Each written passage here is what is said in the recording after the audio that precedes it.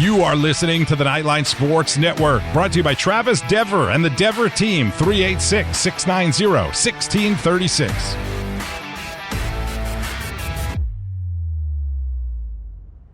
Knightline is brought to you by the Dever team, your source for New Smyrna Beach real estate and everything else New Smyrna Beach. Go to www.thedeverteam.com and call UCF alumni Travis Dever for all your New Smyrna Beach needs. 386-690-1636. That's 386-690-1636.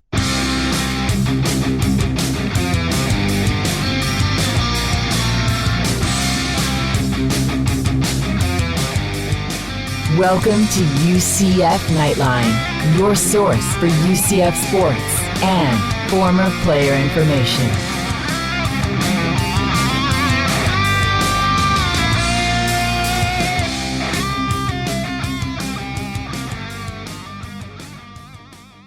All right, hello Night Nation. This is Andrew Phegley coming to you from the 1148 studios, and this is Knightline 282 from the award-winning Knightline Sports Network. Joining me, as always, Ben Stout and Roger Phipps, and on this week's show, we're moving on up in the rankings. That is, while Memphis is singing the blues, the Knights travel to Nola to crash the Green Waves party. We go inside the huddle with Knightline's football analyst, Neal, the Tijuana Flats hot take of the week, and news and notes. All righty, a 35-28 win over Memphis this last Saturday afternoon. Good game. Mikey Keene started. Not very well attended by the Memphis faithful. I don't think that there's very many of them. 28,048 is all that was at that 60,000 seat stadium that they have there. I mean, I guess the biggest thing for me is that Mikey Keene looks much improved over his freshman year. This was his first start. We'd kind of been looking for that, and we had kind of been looking for that freshman to sophomore jump and looking for that. And in my opinion, the way that he throws the ball is much, much more accurate, especially those two that were in the back of the end zones in the corners. Those are hard balls to throw, and he did a really good job at that. Ran around a little bit out there, trying to avoid being sacked, and I know we lost a lot on one of them. But overall, a really good game, a little bit of a nail biter, but I'm glad that we won the game. So Ben, what's your opinion on just the overall opinion, I guess, on the game Saturday? Yeah, I thought certainly it kind of came down to the wire a little bit. We're kind of used to that with Memphis, but once again, I mean, last week we certainly saw it at home against Cincinnati, but this week on the road, on full display, Mikey's ability to just stay poised and keep his team kind of level-headed and ready to go. I agree with you. I thought he made some excellent throws, probably the one to Kobe Hudson, and then that one in the back of the end zone to I actually can't quite remember who that one was on a crossing route. It might have been Kobe Hudson again, but both of those balls were really well thrown, and probably the best thrown balls. One of the best thrown balls of his UCF career. So it was really exciting to see that, and I think we touched on it last week. I think this is the progression of not only Mikey Keene, but what Mikey can do when he's got the weapons around him. I mean, when you're set up by somebody who's just on fire right now and a running back in RJ Harvey, I mean, just an excellent game from him. Probably, well, no doubt his best game as a UCF Knight, 151 yards, and we're going to talk about him for sure. But, he's got some weapons around him this season that are really dynamic, and he's finding them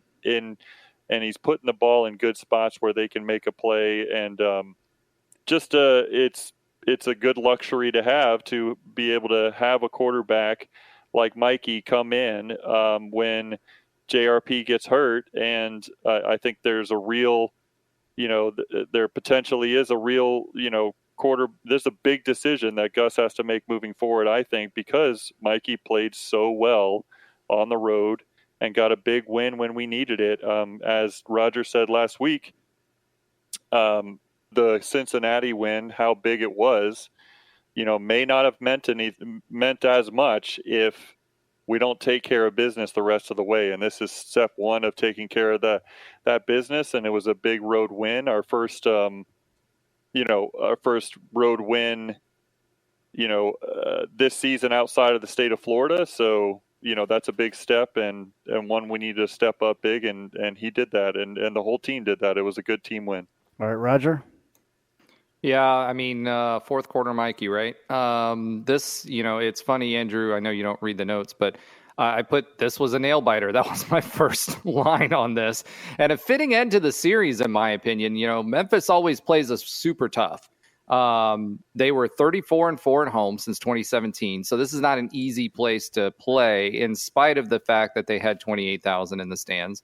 They were definitely gunning for us. And it seems like every AAC team that is left is, giving us their best shot. We expected that. They had a completely different offensive scheme for us this week than what we were expecting. Even the coaches in the post-game interviews mentioned that as well, because, they basically ran with their quarterback, who'd only averaged 27 yards per game. Last week I said, this is a pocket passer. We need to get pressure. And guess what he did? He ran the ball. And they were, designed runs. So they kept the offensive line in, kept our pressure off. And he did it with his feet, which was interesting, because that was completely different than they'd done all season long. Defensively, their defensive line certainly challenged us. They got pressure. They got sacks on Mikey early. He had some opportunities to step forward and run out of those. He didn't. He stayed in the pocket. But it feels like he learned from that, figured it out, got some nerves out, or whatever was happening in the first quarter or so when he was confused. And we came out on fire, offensively against Memphis initially, and then they kind of clamped down with that pressure. So we had one interception this week. Mikey had one interception. He had 2 sacks. But overall, he had a great game. And once we calmed down the O-line, they started generating really gaping holes. I mean, we've talked about the ability, and we talked about last week, of both Bowser and Harvey, that they had the patience to hit holes, wait on holes. But this game, you saw some really huge gaping holes for Harvey to throw in. It resulted, or run in, and it resulted in some really long runs. It's clear that, to me now, that the game plan for opposing defenses is going to try to rush to collapse the pocket with Mikey in there. So we've got to figure out how to roll him out some more and give him some time when he's in the pocket. And, again, Mikey, the fourth quarter really showed how tough of a player he is mentally. And, he those 2 passes, the one in the end zone, the touch passes were good. He sailed a couple of them early, but he played really, really well. So hats off to Mikey Keene. RJ Harvey was a beast, 151 yards, 8.9 yards per carry. I mean, that's ridiculous. And, Isaiah Bowser was the highest rated QB in the game. So he had that one was a pass great play call, touchdown. by the way. Great play call. Yeah, that to was Stephen awesome. Martin. Yeah. Yeah. So, go ahead. No, I thought I was just going to say, so based off QBR, Bowser should be the quarterback, according to everybody. Yeah. Mikey Keene, 22 of 28, 219 yards, 3 touchdowns, 1 interception. Longest pass being 24, sacked twice, 223 yards altogether, with Bowser's 1 yard or 4 yard pass as well for passing. But I think the story of the game, honestly, was RJ Harvey and the running attack. 151 yards on 17 carries. His longest being 61. But he was averaging, even with the 61-yarder, 8.9 a carry. He is special, without doubt. Let's talk about him a little bit. I don't know, Ben. I know you like him a lot. Oh yeah, absolutely. I mean, local kid, Edgewater High School, as I've mentioned before. I mean, I'm so excited for him. As we said before, he was the number one running back going into fall camp last year, and unfortunately had that horrible injury. But man, he is back, and he is back in a big way. I think we've compared him in the past to a number of different running backs at UCF. Obviously, the most recent one comes to mind of Greg McCrae, and I think the comparison to McCrae, not in body type necessarily, is valid in one main way, is that RJ Harvey is good at setting up his blocks, and once he sees that opening, he is gone. And that's what Greg McCrae was so good at. He was a patient runner and a smart runner, and I see a lot of that with RJ Harvey, and I think that's probably a little bit of the testament to him, growing up as a quarterback. He played quarterback at all throughout high school and also at Virginia, University of Virginia.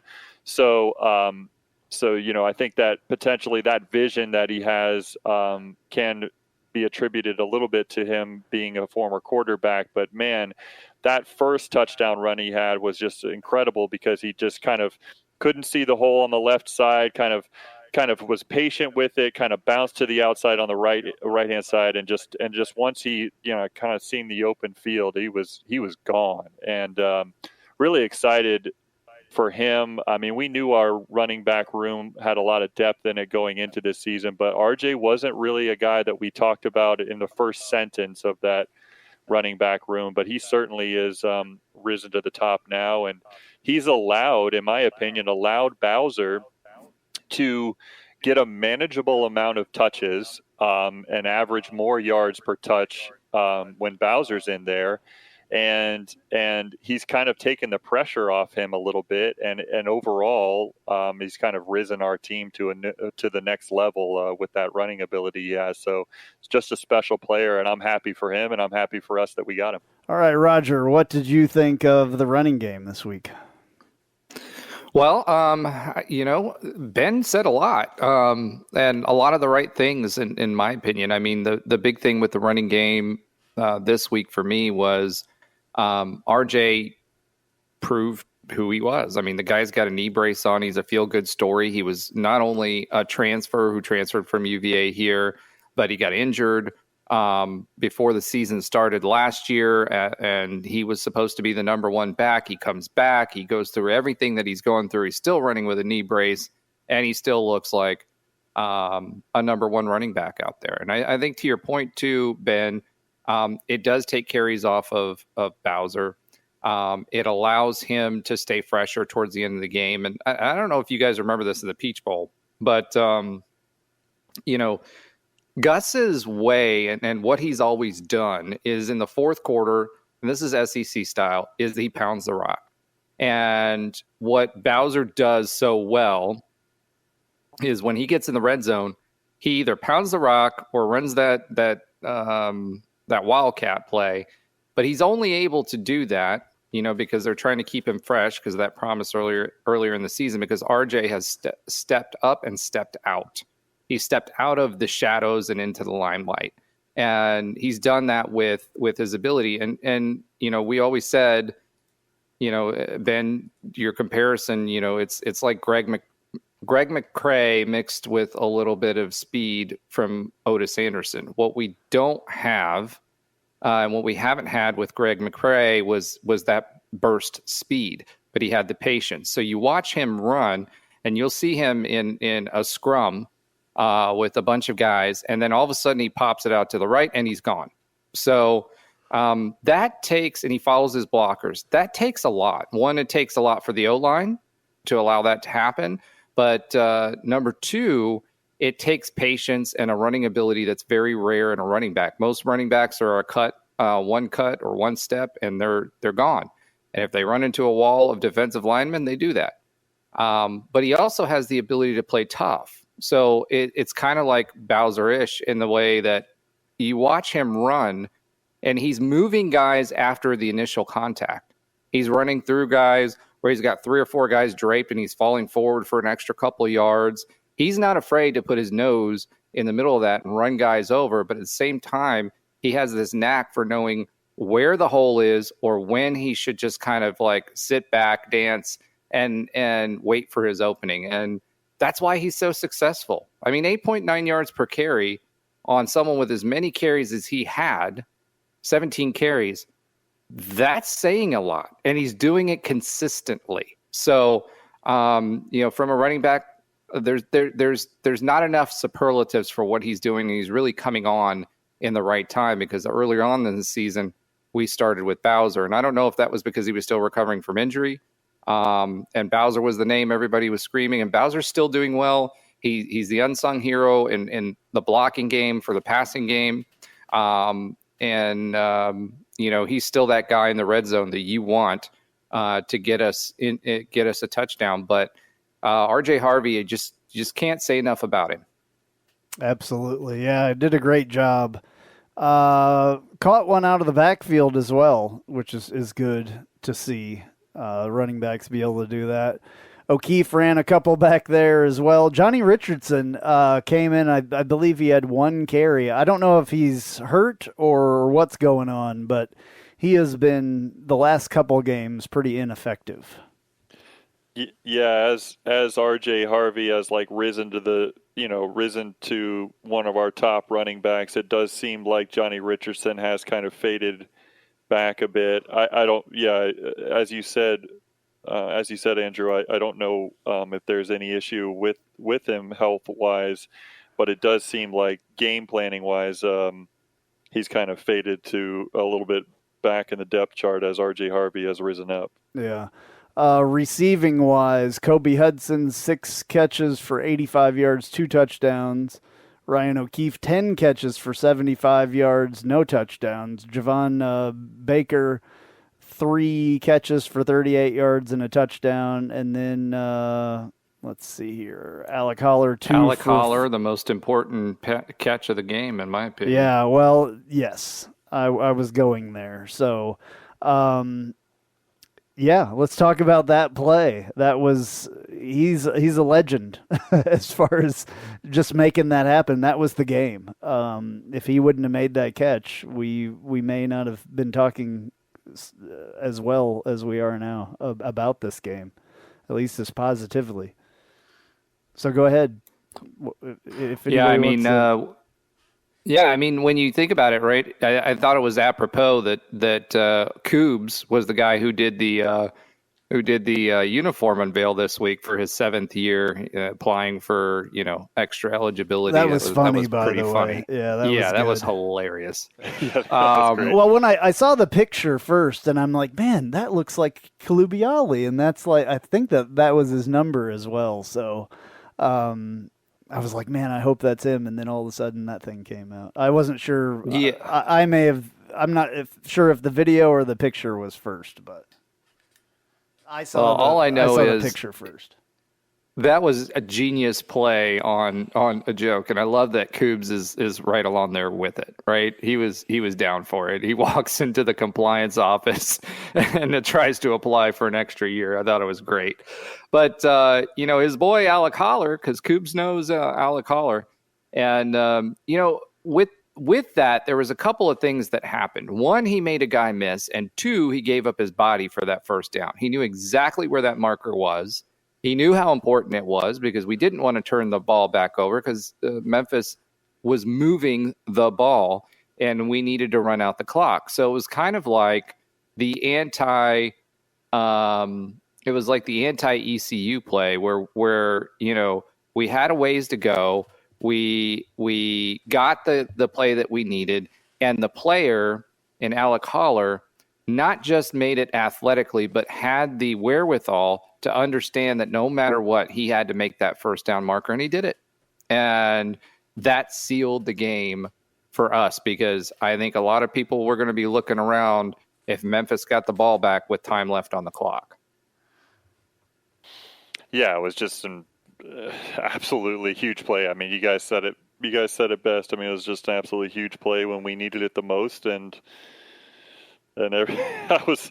Man, I was screaming while I was watching. I was away from my house at that time, and I was watching the game on my phone. And I was kind of in the middle of a decent amount of people that weren't. I was just watching the game on my phone, so nobody knew what I was really watching. All of a sudden, I just scream out. That was just incredible.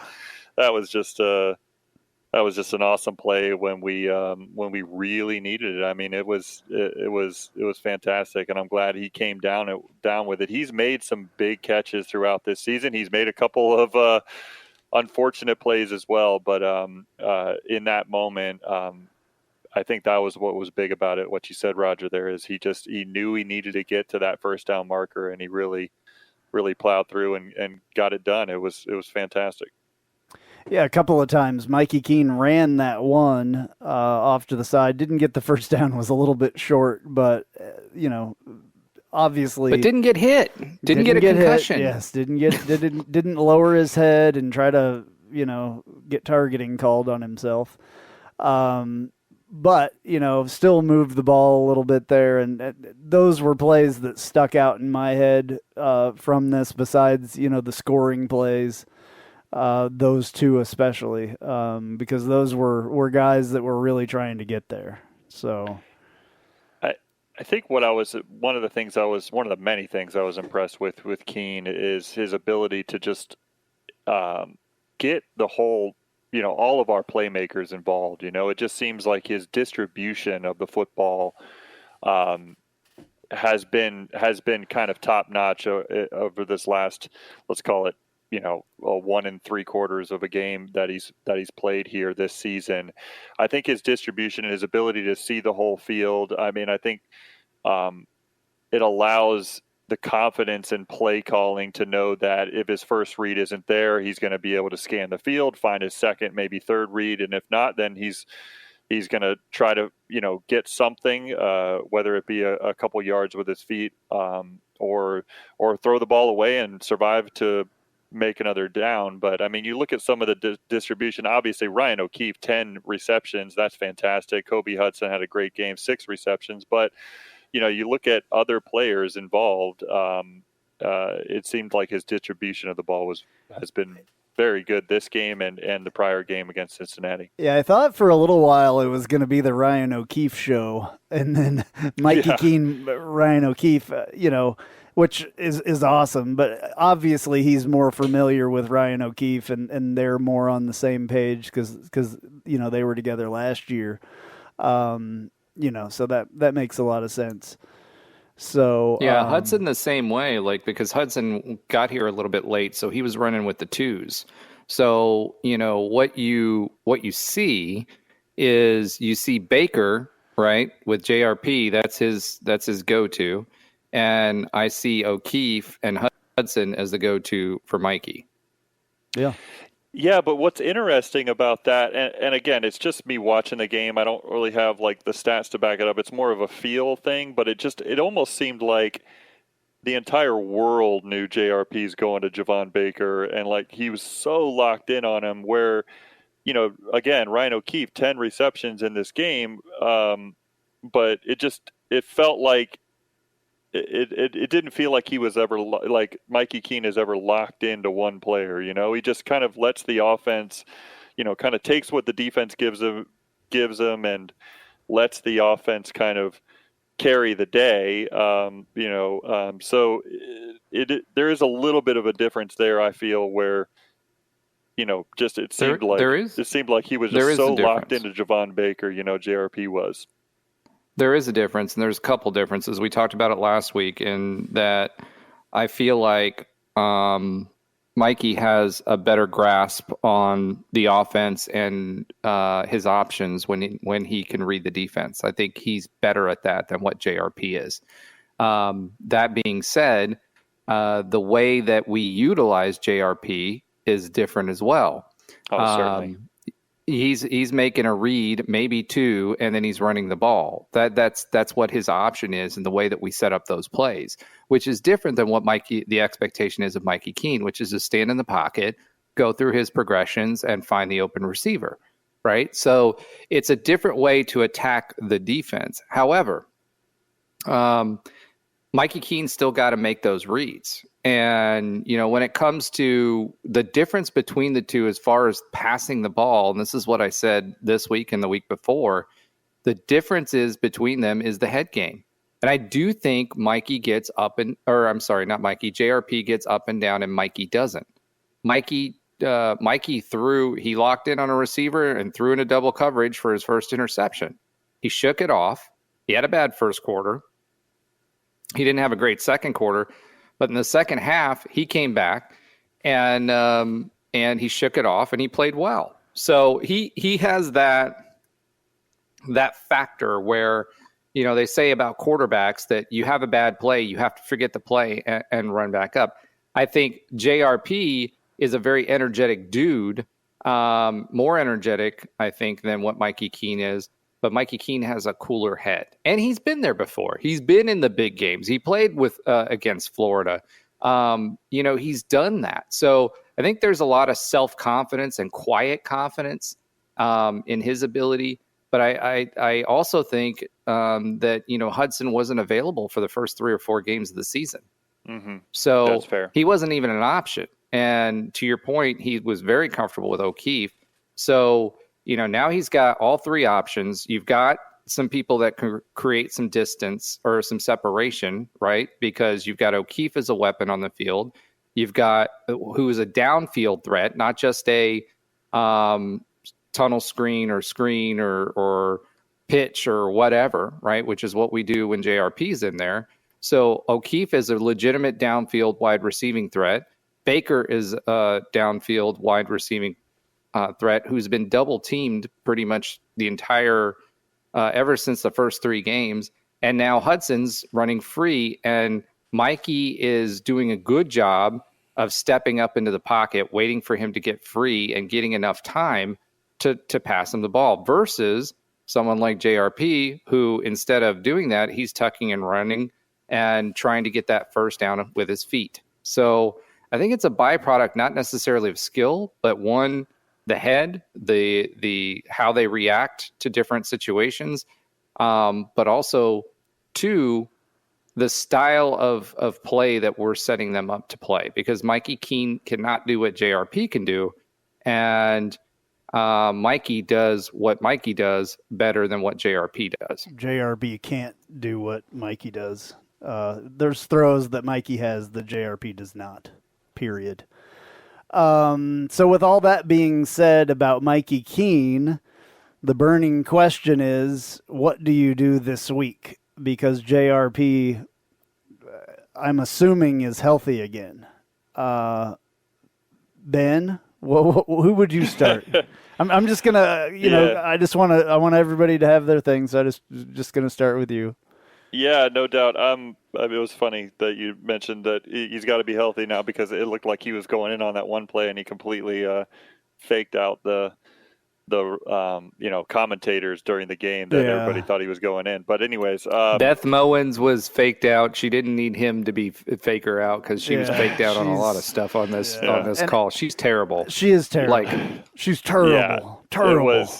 It's funny too, because probably the first time doing this podcast, like for 2 weeks in a row, we actually talked about the ESPN commentators in such a positive light, because they deserved it, right? With RG3 last week, and the week prior with oh my gosh, his name is escaping me now. The NFL guy that I can't think of it either. His name will come to me, but. Anyways, they did a great job, and unfortunately, this past week, I agree, the commentators did not do a very good job here. And it is we're not saying. I'd have to make this point. Okay, it has nothing to do with her being a woman and calling football games. I have no problem with that, but she's horrible. Horrible. She's not prepared. She's just not calling prepared. People she makes the wrong way names, too many mistakes. I think she down said and distance, messing that up. Yeah, there's all kinds of stuff where she just doesn't get it, and she's trying to tell stories, about players, and half of it's wrong, and it was bad. I cringe every time I hear her voice come on at the beginning of a game, because I normally don't look at notes to see who the announcers are unless it's somebody that's special like RG3 or whatever, but I cringe when I hear her voice. It's bad. Anyway, but to get back to your question, so who would I start now? I texted you guys after the game. I was already a believer, but what he's done this season in this very I'll admit a very short window, but important one against two tough opponents. Two most important games. Yeah. They only get more important as it goes. Yes, and there's probably no bigger one than the one we have coming up this weekend in New Orleans against Tulane. We're talking about a top 20 team here, a very tough defense, and with that type of environment where that hasn't been very tough in the past as far as just being in that stadium, it will be rocking this year. They do want to take us out. We have a huge target on our back, being what potentially the last opportunity that they could have to play us. And obviously, they might get one more opportunity if we can win. But regardless, it's a huge game. And when I think about all of those factors leading into it, to me, if it's my decision, which thank God for Knight Nation, it's not, I would stick with Mikey Keene. I would stick with the guy that has brought you through these very tough games and made the plays and kept his head when it's needed.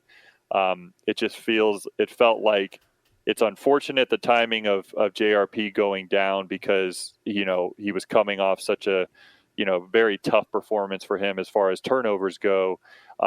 And looked like he was getting off to a good start last week against Cincinnati, and then he kind of goes down. So the timing is unfortunate, and you hate to somebody lose the spot to injury. But that being said, I just do feel like Mikey has shown the type of player he is, poise-wise and ability-wise, to go into a tough environment and come home and give us the best chance of coming home with a victory. All right, Roger. So it's Mikey for me. Yeah, Roger. Ooh, this is a tough one because I think we can win with both, and I know that's cliche, but honestly, I'm a little worried about Tulane's defense. Having looked at them a little bit, I'm worried that the pocket will collapse, and we're going to have to do some things if it is Mikey for him to get some time and escape the pocket, because they're going to come after him. And they're really good. So, whether when you're looking at it from a tactical perspective, which one do you start? I mean, to me, it's a toss-up. I think we can win with Mikey Keene for sure. JRP is a question mark, but he may be better. His skill set may be better suited to this particular team. That being said, I don't think any of it matters. I think what matters is something that none of us know, which is, did Gus promise Mikey Keene to preserve his red shirt? Because if he did, we have 4 games left, right? And he's played in 2. So I don't know if you roll the dice on that, if he made that promise, and if Mikey Keene wants to stick to it, or if he's a big enough man to say, hey, look, Gus, I don't care. I'll throw my red shirt away, even if you don't think I'm the future, if that was the conversation that they had. And I will play to win this game. And if that's the case, then Gus has a real tough decision to make. If I were a betting man, I would throw Mikey Keene out there for a bit, if he was willing to do that, and see if the red shirt needs to be preserved. Then I sit Mikey Keene, play JRP, unless JRP just completely is not getting it done, and then throw Mikey Keene in there to try to preserve the red shirt. That's not what you do, though, as a football coach. Gus has said that he does not want to play multiple quarterbacks. He doesn't want to do that. Most coaches don't want to do that. Well, I don't think anybody wants to. You hope whoever you throw out there performs. I still don't think any coach cares about red shirts, except the players that he wants to redshirt. I disagree with that, but it doesn't matter. It doesn't matter at this point, because none of us know, and that's my point. But I think if that's the case, then, I roll the dice. You think about your team winning, though. You don't think about somebody's red shirt, period. Who cares? I actually don't really look at the red shirt situation from Gus's perspective. I look at it from Mikey's perspective, and I don't think that conversation would ever be one where Mikey would say, "Oh no, I want to preserve a red. Don't play me against the number 19 team in the country on the road in a huge conference win opportunity." I don't think he gives a crap about his red shirt at that point. I mean, he wants to play more than anything in the world, and if that means that he gets the chance to start this game, and this game being the most important one on our schedule, I mean, there's no way he's thinking even beyond this game. I mean, I think Mikey's or any athlete like him would not care that far into the future when you have this big of an opportunity in front of you. If I was a football coach and a player came to me and said that they wanted to preserve their red shirt, I would kick them off the team. There's no way that I would do that, especially if you're thinking they want to transfer. I'd be like, do it now. If you're going to transfer, do it now. Bye. You're not doing anything with the team anymore. You're done. That's the way I would do it, because that is not important to winning games. Is players, doing that? That's ridiculous.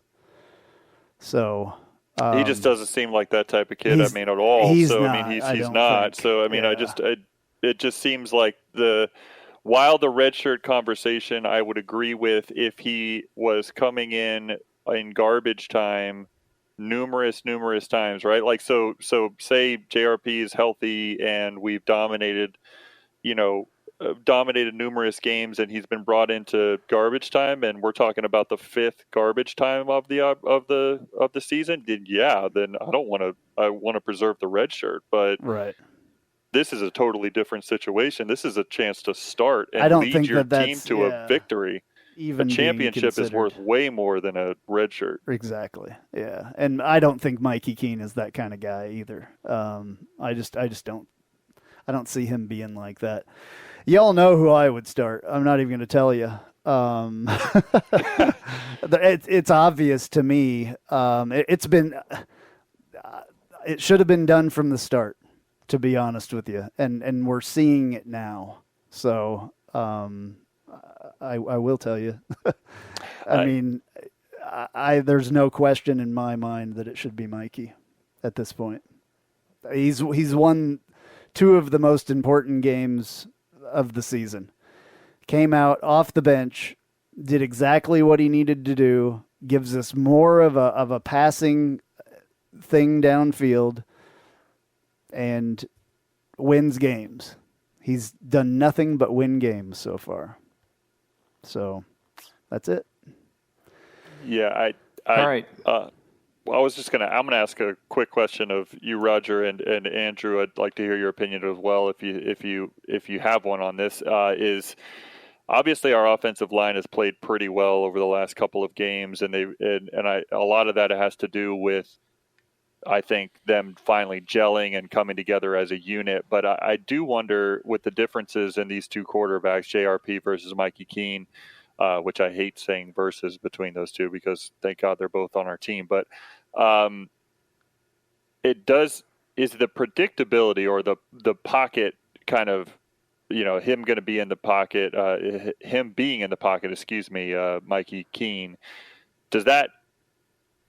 you think that's attributed to our offensive line just playing much better over these last couple of games, just kind of the predictability of as far as where he's going to be on the field? Has that helped at all? Roger, go ahead. No. I don't think that. Personally, I obviously offensive line play helps, right? If you're going to have a pocket passer, you definitely want that. Gus's game, and this is where I've been since the preseason run up to this and all the way up, I feel like Gus wants to run his system the way that he wants to run it, and JRP can run that system the way he wants to run it because he has the wheels. Whether he's as good of a passer or not. Now, statistically speaking, you pick your poison. Do you want to look at QBR? Do you want to look at completion percentage? Do you want to look at yardage? Do you want to look at average yards per pass? Mikey went from 11 to 7.1, which is about where he was last year. He was in the sixes, right? So even with those large, and for this game, he was 7.7. So,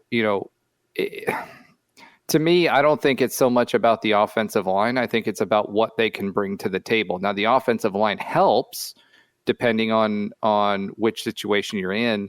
Having watched Tulane this year and quite frankly last year, they had a terrible year last year. A lot of that was people don't realize that they didn't even get to play at home. They didn't get to practice at home. They were off-site because of the hurricanes and all that other stuff that was going on.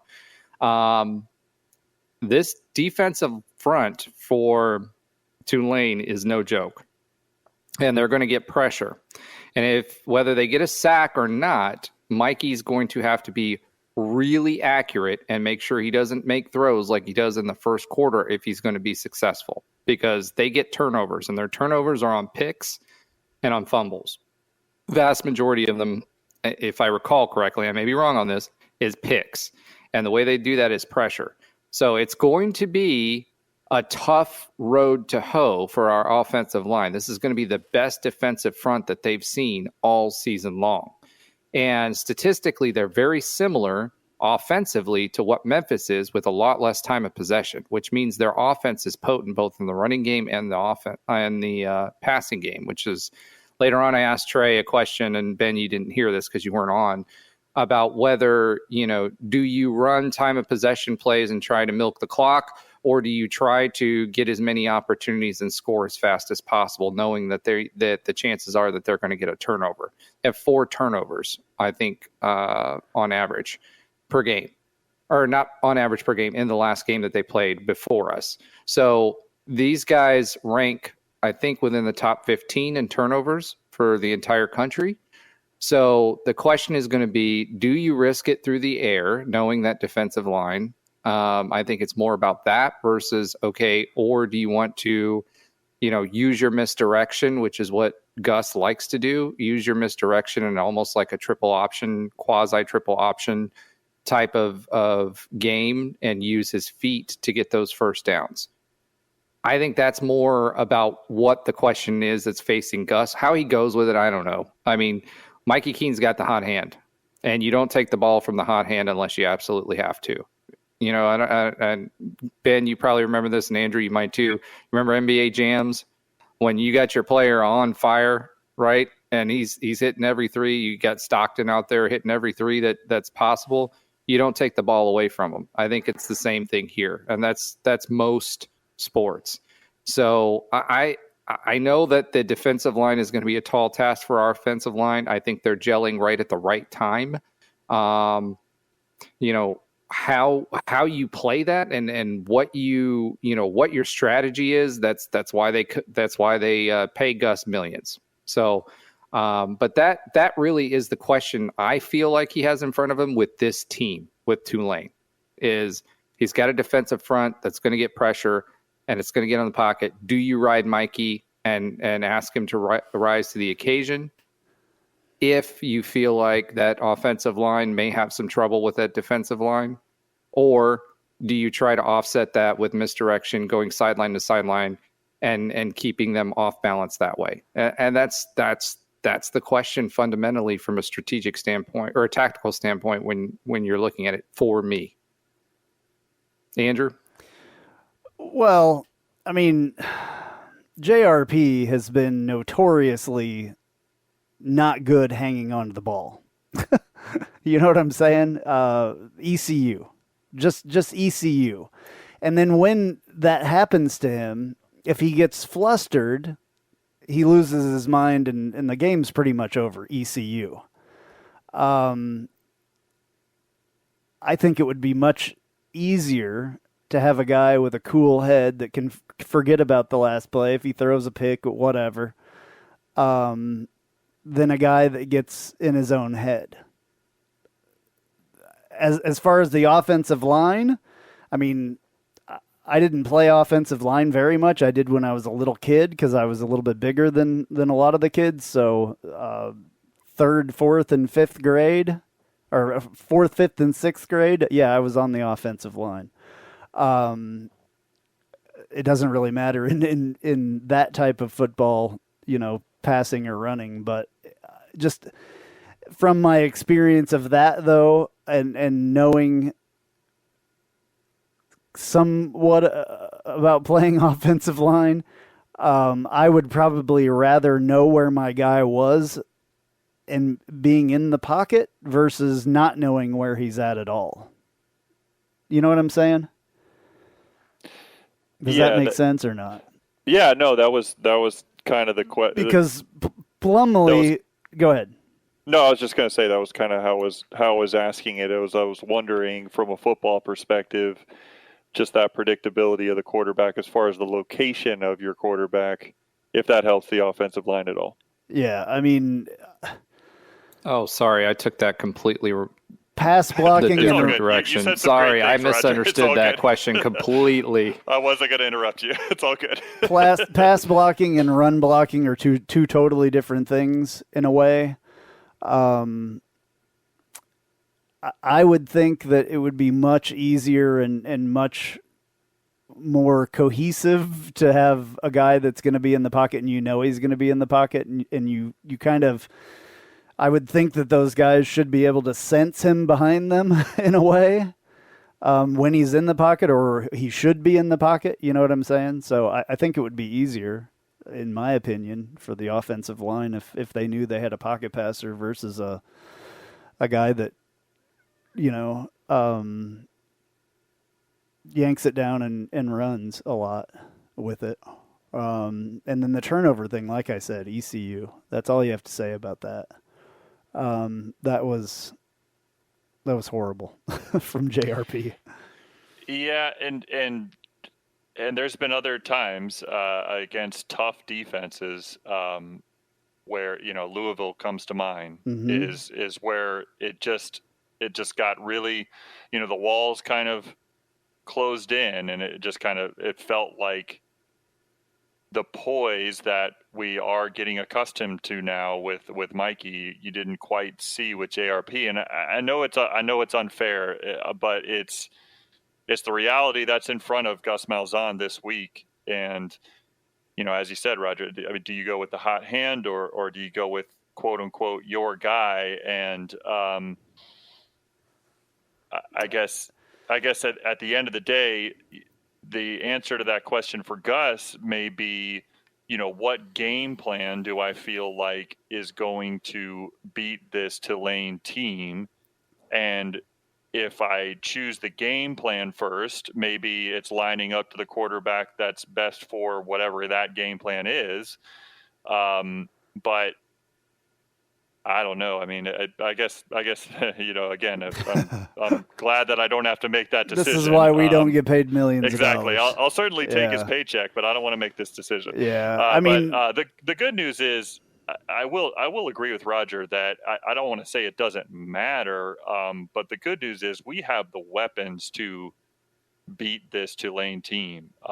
We certainly do. And we've got a potent offense that has the ability to beat this Tulane defense, and then certainly our defense continues to play well,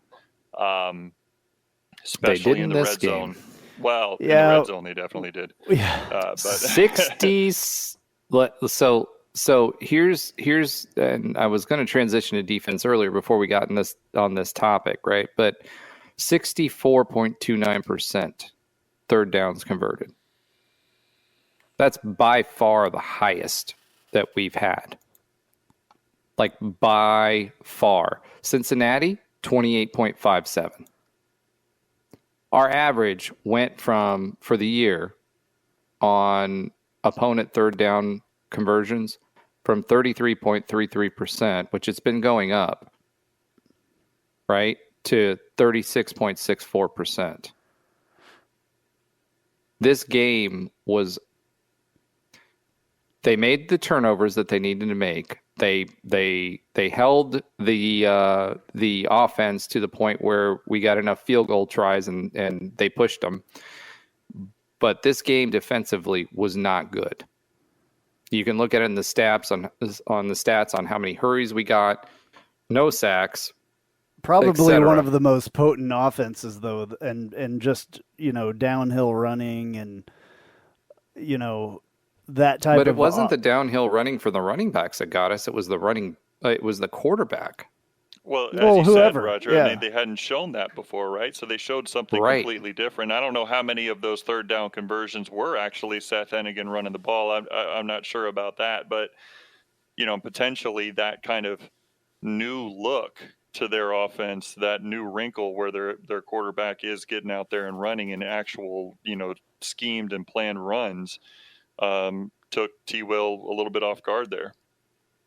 Yeah, 69 out of the 200, or 69 out of the 149 yards that they ran was from their quarterback. So that was a significant number, and I agree with you on that. And we in the fourth quarter they kind of buckled down and got their senses around them. But at the end of the day, we've been talking about this defense quite a bit, and I was talking about Tulane at the beginning of the season. I was talking about SMU at the beginning of the season. I'm hoping Tulane turns out like SMU. Their offense is actually slightly better than what Memphis's was, but their defense is 100 yards, gives up 100 less yards passing than what Memphis's offense does. So it's eerily similar, and I'll go through this when we talk about the Tulane preview, but it's the whole show's from your side. You've been talking about Tulane the whole time. So not the whole time. I asked one question of Trey, and now I'm talking about it a little bit. You've talked about him a lot. But at the end, a little bit more than normal. This is a big game, and this is a good team offensively and defensively, which is what concerns me. No, I'm with you. I'm with you on that. I'm just saying that, we've talked about Tulane a lot so far. We normally talk about the game that we just played more than we have now. So, anyway, go ahead with what you were saying. Well, other than that, we had the 2 pass interference penalties. We kind of talked about that with Trey, so I'm not going to touch on that too much. We had the 2 picks, but no sacks this game. And where our defense has been its strongest is when we've got pressure. And we didn't get nearly as much pressure this game than what we have in the past. So any future opponent is going to game plan for that. And the defense just did not play well, not to what we're used to. I do like the fact that in this game they were looking back for the ball more. I do like the fact that at least Devod Wilson was trying to get picks this game, and it's clearly a focus for them because Travis finally talked about it in his presser and said that this has been a focus for them in the last couple of weeks. But statistically speaking, this was not a good game for UCF's defense at all. Memphis had more first downs. Time of possession was similar. But at the end of the day, that third down conversion percentage, 64%, you're not going to win a lot of games if we have 64% third down conversion. And that was mistakes on Memphis's part. That was us holding them to field goals and then pushing those field goals. There could have been very easily another 6 points on the field. And Hennigan made a couple of mistakes that were truly boneheaded mistakes. Now, we had to make the plays, and we did. And there was a third pick that should have been made. But we've got to play a lot tighter because I was not happy at all with the defense in this game. Now, I don't know how you guys feel about it, but when I looked at this game, I said, what are we doing? Jordan Johnson played well, but outside of that, I was really concerned after watching this defensive performance. You mean Jason Johnson, right? Or Jason Johnson. Linebacker, yeah, Jordan Johnson. I'm thinking of the O lineman from back in the day. Jordan Johnson, he's back. He's back for his 8th year. He's at Cincinnati on the sideline. He was actually at the game there at Cincinnati. He's coaching for them now. Yeah, that's right. So I think I agree with you overall on the defense. Especially, I think our defensive line didn't get the pressure that we've been used to seeing out of them throughout the season. So I think that the front four in particular just weren't quite getting the pressure, up front that we're used to. But I do think the bright spot this game, besides Jason Johnson, of course, 13 total tackles. that's something to be said about that for sure. He seemed like he was a little bit on an island himself, but I thought the secondary played pretty well.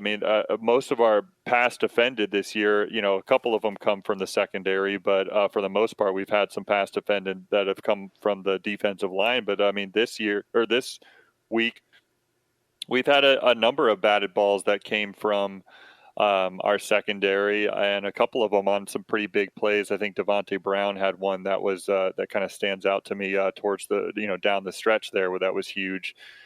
So I think our secondary kind of stepped up when we needed them to, and so that was I agree with your stance on the defense overall. We have obviously got some things that we need to clean up in the tape moving into this week, but there were some strong things from the secondary that have been kind of hit or miss throughout the season that we saw some bright spots this week. I think Memphis is a better team than their record shows as well. Oh, 100% agree with that. We said that last week. Yeah. So, no and there were injuries on the defense. Jeremiah Jean-Baptiste went out. Interested to see if he'll be back. He almost looked Bullard. like it was concussion type thing. Yeah, Bullard.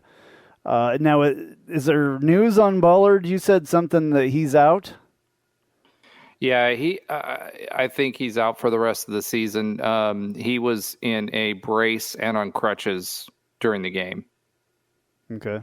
So he came back out of the tunnel, and from what I understand, he's out for the season. And then Devon Wilson also went out, both of them with concussion. So, depending on how severe those were and what the concussion protocol shows, Devon Wilson came back in, though, didn't he? Did he? I think so. I don't think he did after he went out.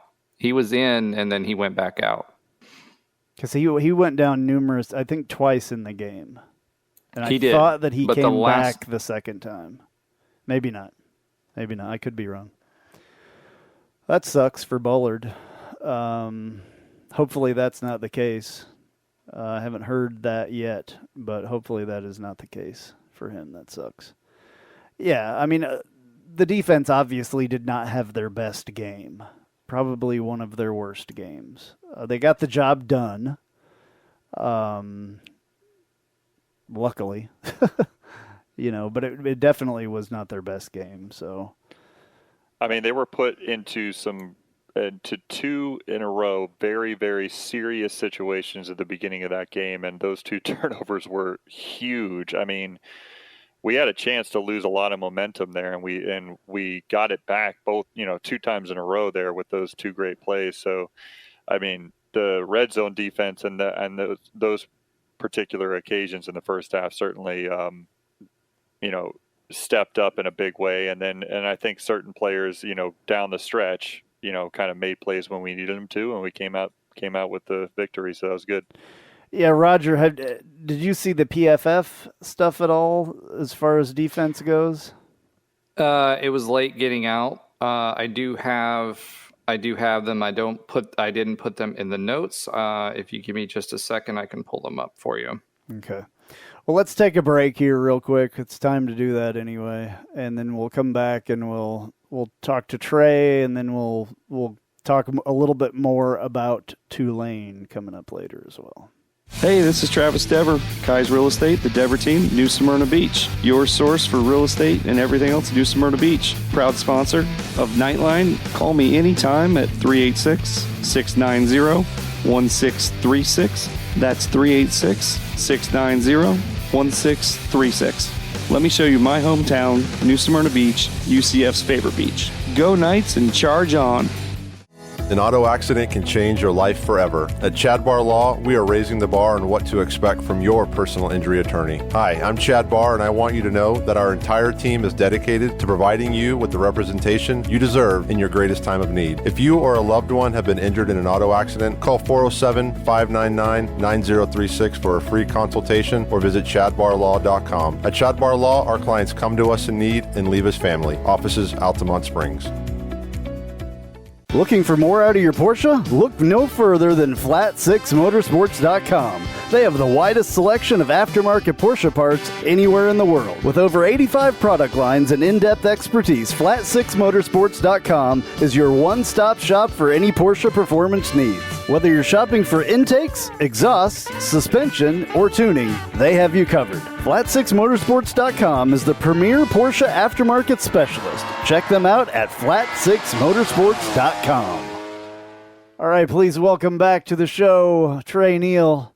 Trey, we're back. Last week I said during the segment we weren't doing the show this week, but it's really next week and all this. I got confused. I gave you guys Trey the right just shows dates, up anyway. I He guess, shows up every week, whether we have a show or not. So, he's just there. Yeah, you just let me know when I'm there. All right, so I appreciate it. Big game that went down in Memphis the other night. 35-28 win over Memphis. There were some times where I was biting my nails. I don't have any left anymore. And a little nervousness at certain points. We couldn't do much on defense. The offense did pretty well. Mikey Keene did pretty well. Let's start off with the defense. What was your take on what happened there? I actually rewatched it again earlier today. And really it looks like they're just they're struggling tackling right now. And I think that they're struggling because the run fits are an issue as well. I don't think they're teaching them wrong run fits. I think these guys are peeking and kind of jumping out of gaps.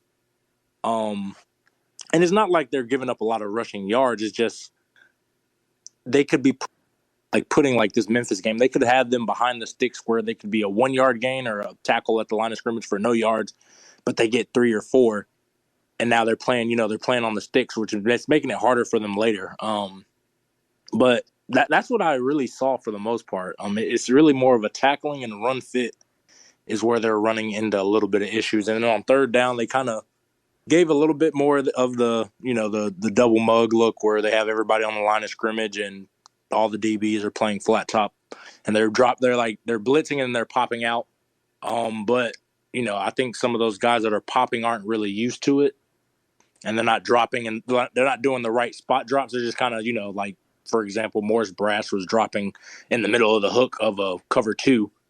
And he's not really used to it. He's a pass rusher, but, and then guys are going right by him for a completion, which that's not really his fault because that's not what he's used to. But I think that's what the problems are right now. Mostly are just tackling, run fits, throughout most of the whole defense. Gave up 149 yards rushing to them. And they're obviously a good rushing team, and that's, kind of what they wanted to do to us.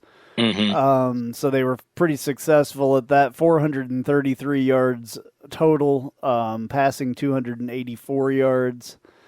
We did not keep them, to our points that we had, allowed teams to score. So we were at 17 or something like that, and they scored 28. So, yeah.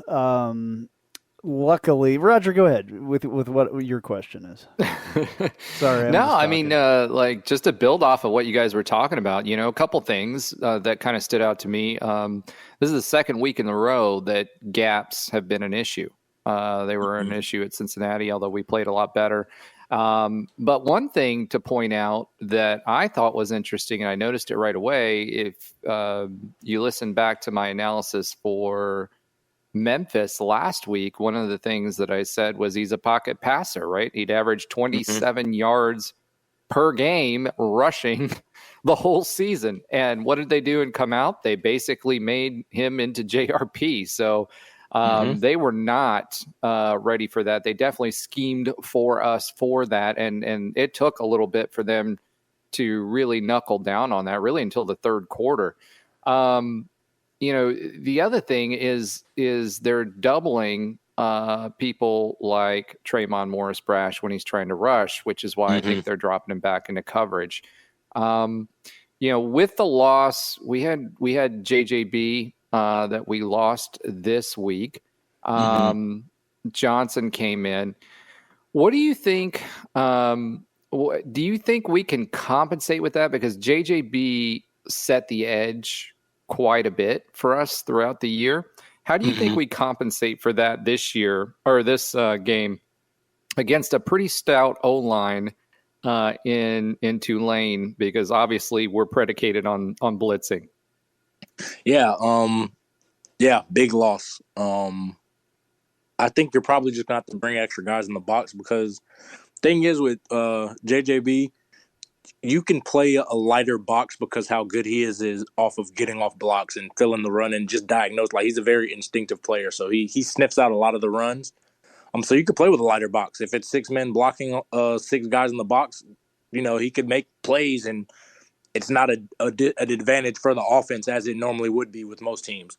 But losing him, again, he's the leader too. So I think if it were me, I would probably go into, not bring a safety down into the box or bring 12 into the, the nickel into the box a little bit and just mix it up just a little bit. Just to, even if you don't blitz them or put them necessarily in the run fit, you just kind of discourage it by putting more bodies than they can block, always having like a free hitter.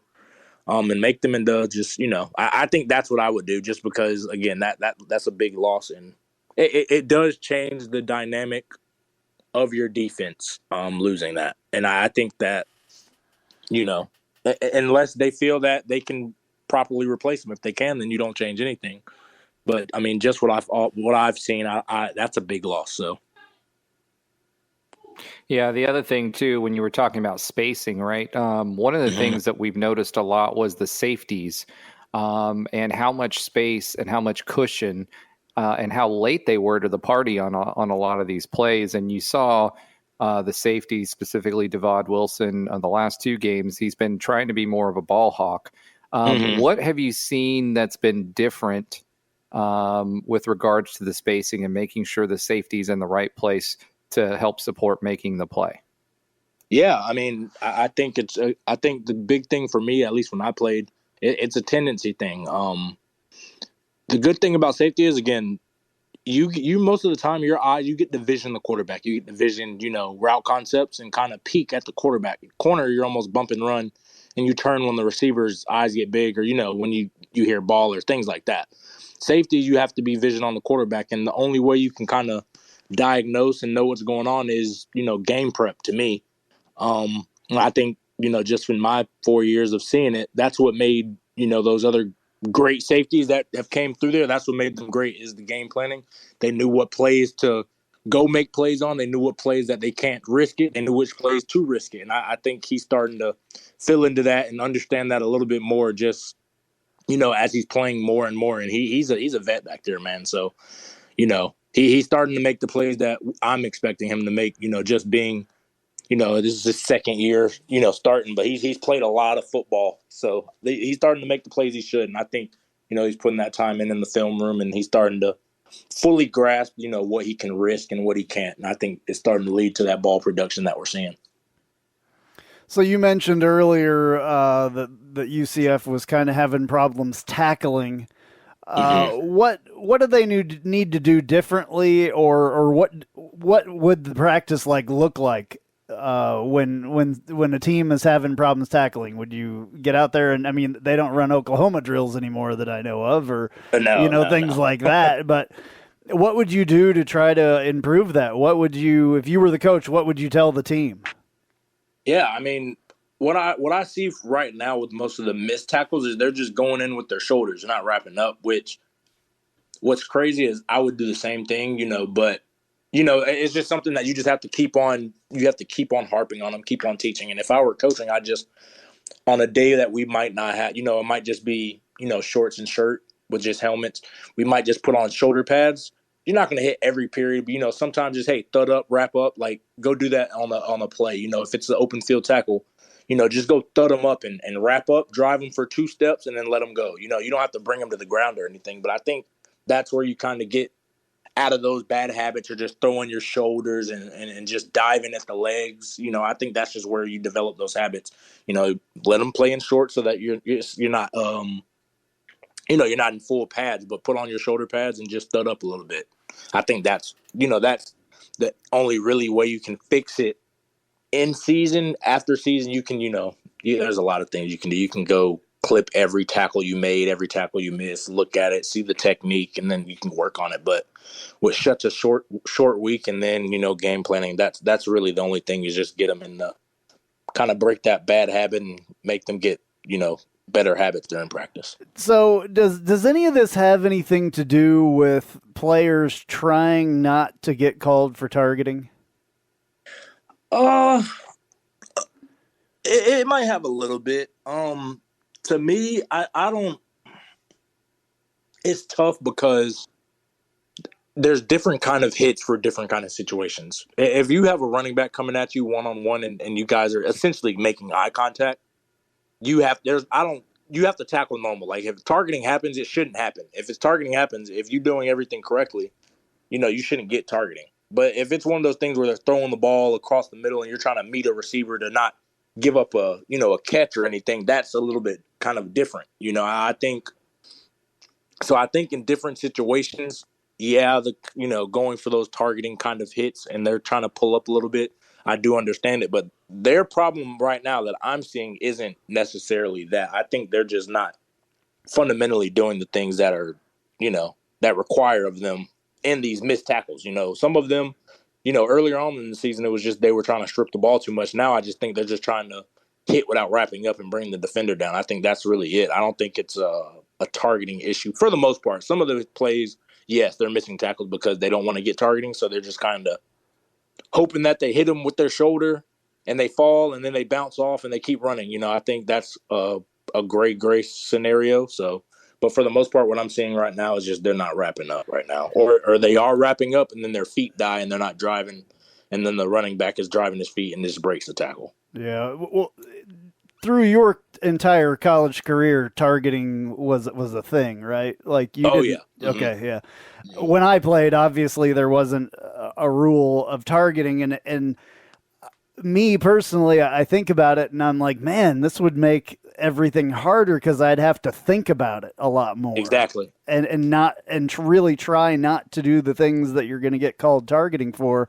I mean, half of the hits that I liked to make probably would have been targeting because it was kind of my thing. Like I was a hard hitter and everybody knew that I was a hard hitter and I would use my helmet. I mean, I would use my body, and so I just feel like it has to be difficult, especially, because I mean, I don't know how these kids grew up, playing Pop Warner ball and what rules they enforced on that then and throughout high school and everything like that. I had none of that the entire time. I mean, especially when I was a little kid, it was like hit somebody as hard as you can hit them. I mean, period. Yeah, it doesn't matter how you do it. Yeah. So, and then in college, even more, that was like, kind of the thing that got me on the team even, was being able to hit people and knock the ball loose or whatever.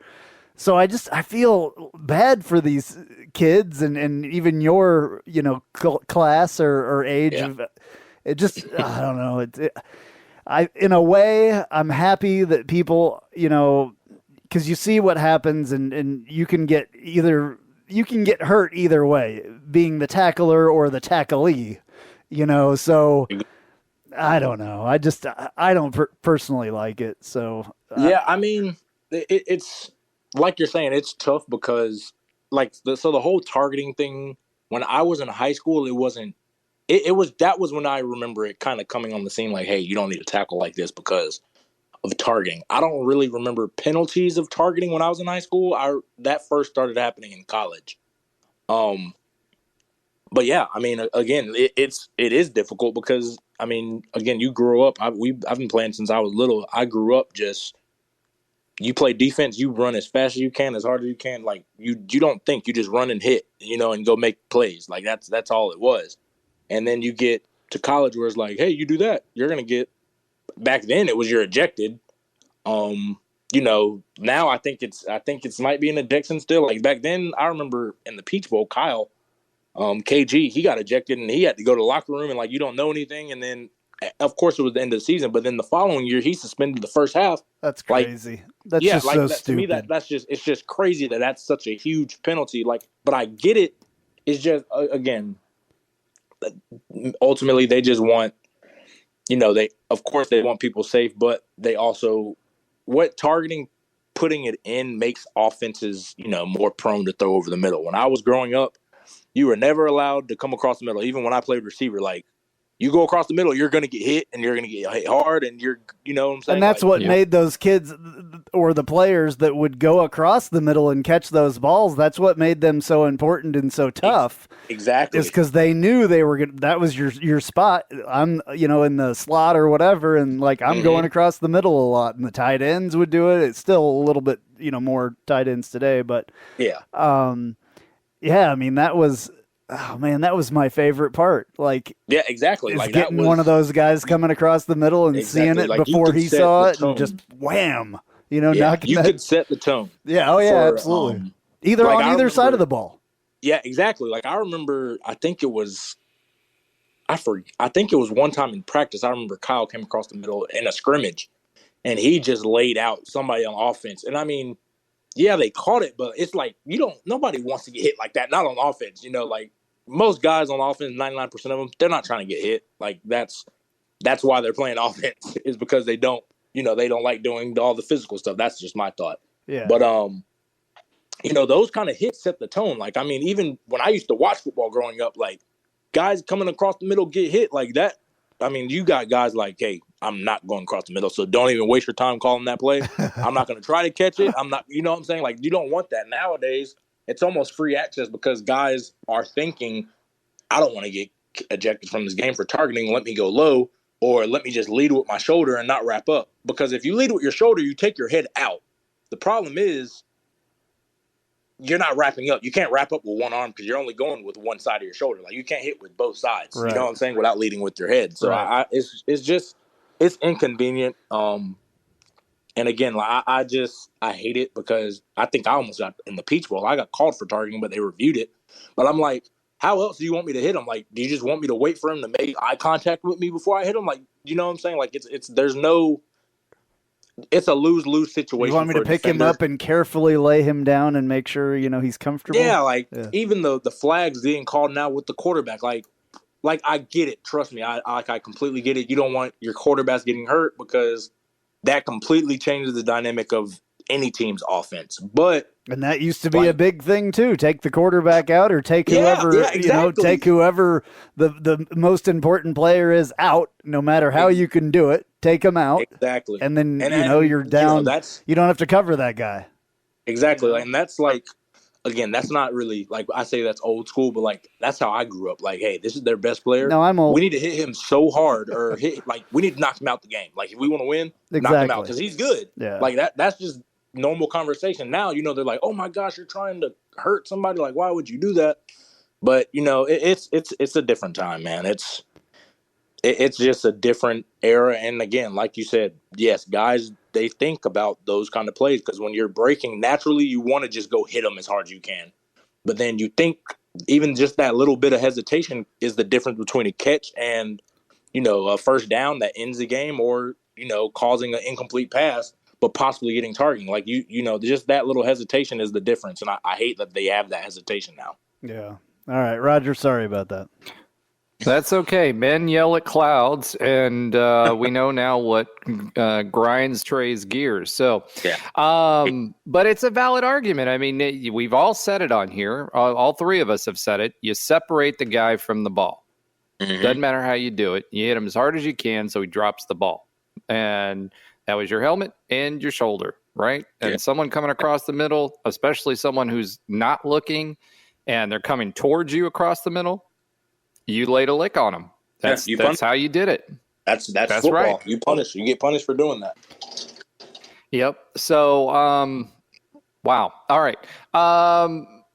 Going back to defensive backs, Travis Williams this week finally in his presser called out the guys for looking for the ball. And he said it was something they've been talking about for the past couple of weeks. We saw them turn their heads a couple of times, and a couple of times we didn't. PI calls. However, it looks like that's now become a priority for them. So as a defender, right, what does that do to your mechanics? And can we expect that to kind of confuse them until they get used to it again? Because I know when I was growing up, like that's how we were taught, right? So when I played cornerback for a little while, you know, you turn your head for the ball. Because you can't make a play on a ball if you aren't looking for it. Exactly. So, you know, what do you think about that? What do you expect to see? I mean, Tulane has a pretty potent offense. We haven't even talked about them yet, as well as a potent defense. So what do you expect to see out of the defensive backs this week? And now especially, and what change do you see with Quadric Bullard being out? Because he was a pretty hard hitter himself. Yeah. I mean, again, I think, you know, I 1,000% know that when they're doing their DB drills before practice and fundamentals and individual period, that they're turning and looking for the football. Like, you don't do ball drills in DB and just not turn for the ball. Like, I know they practice it. Like I've been saying, it's just something you have to be comfortable doing, but you'll never get comfortable not doing it, you know? So, like, you can't. It's impossible. So that's why I'm glad to see them, like, again, some of those guys were turning.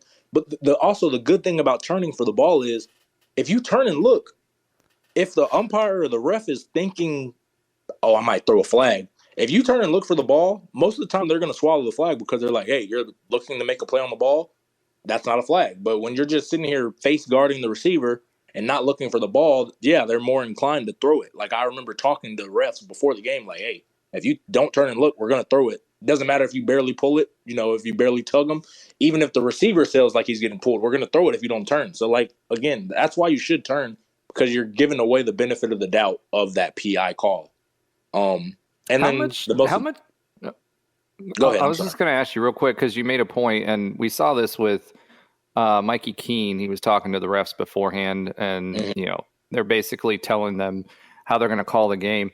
How much variability did you guys get with the refs on that, and how much instruction did they give you guys? I mean, was it like legit, hey, this is break it down, these are the major penalties, and this is how we're going to call it, so just be aware, and you know, or how did that go? Like, how does that conversation go? I mean, it's really different, just really based on the opponent you play. I know Memphis, we kind of talked to them a little bit just from stuff that we see on film, that if I remember Anthony Miller would get away with like a little pull tug on the line with our corners, not necessarily our corners, but just from the past, like when they played UCLA that year.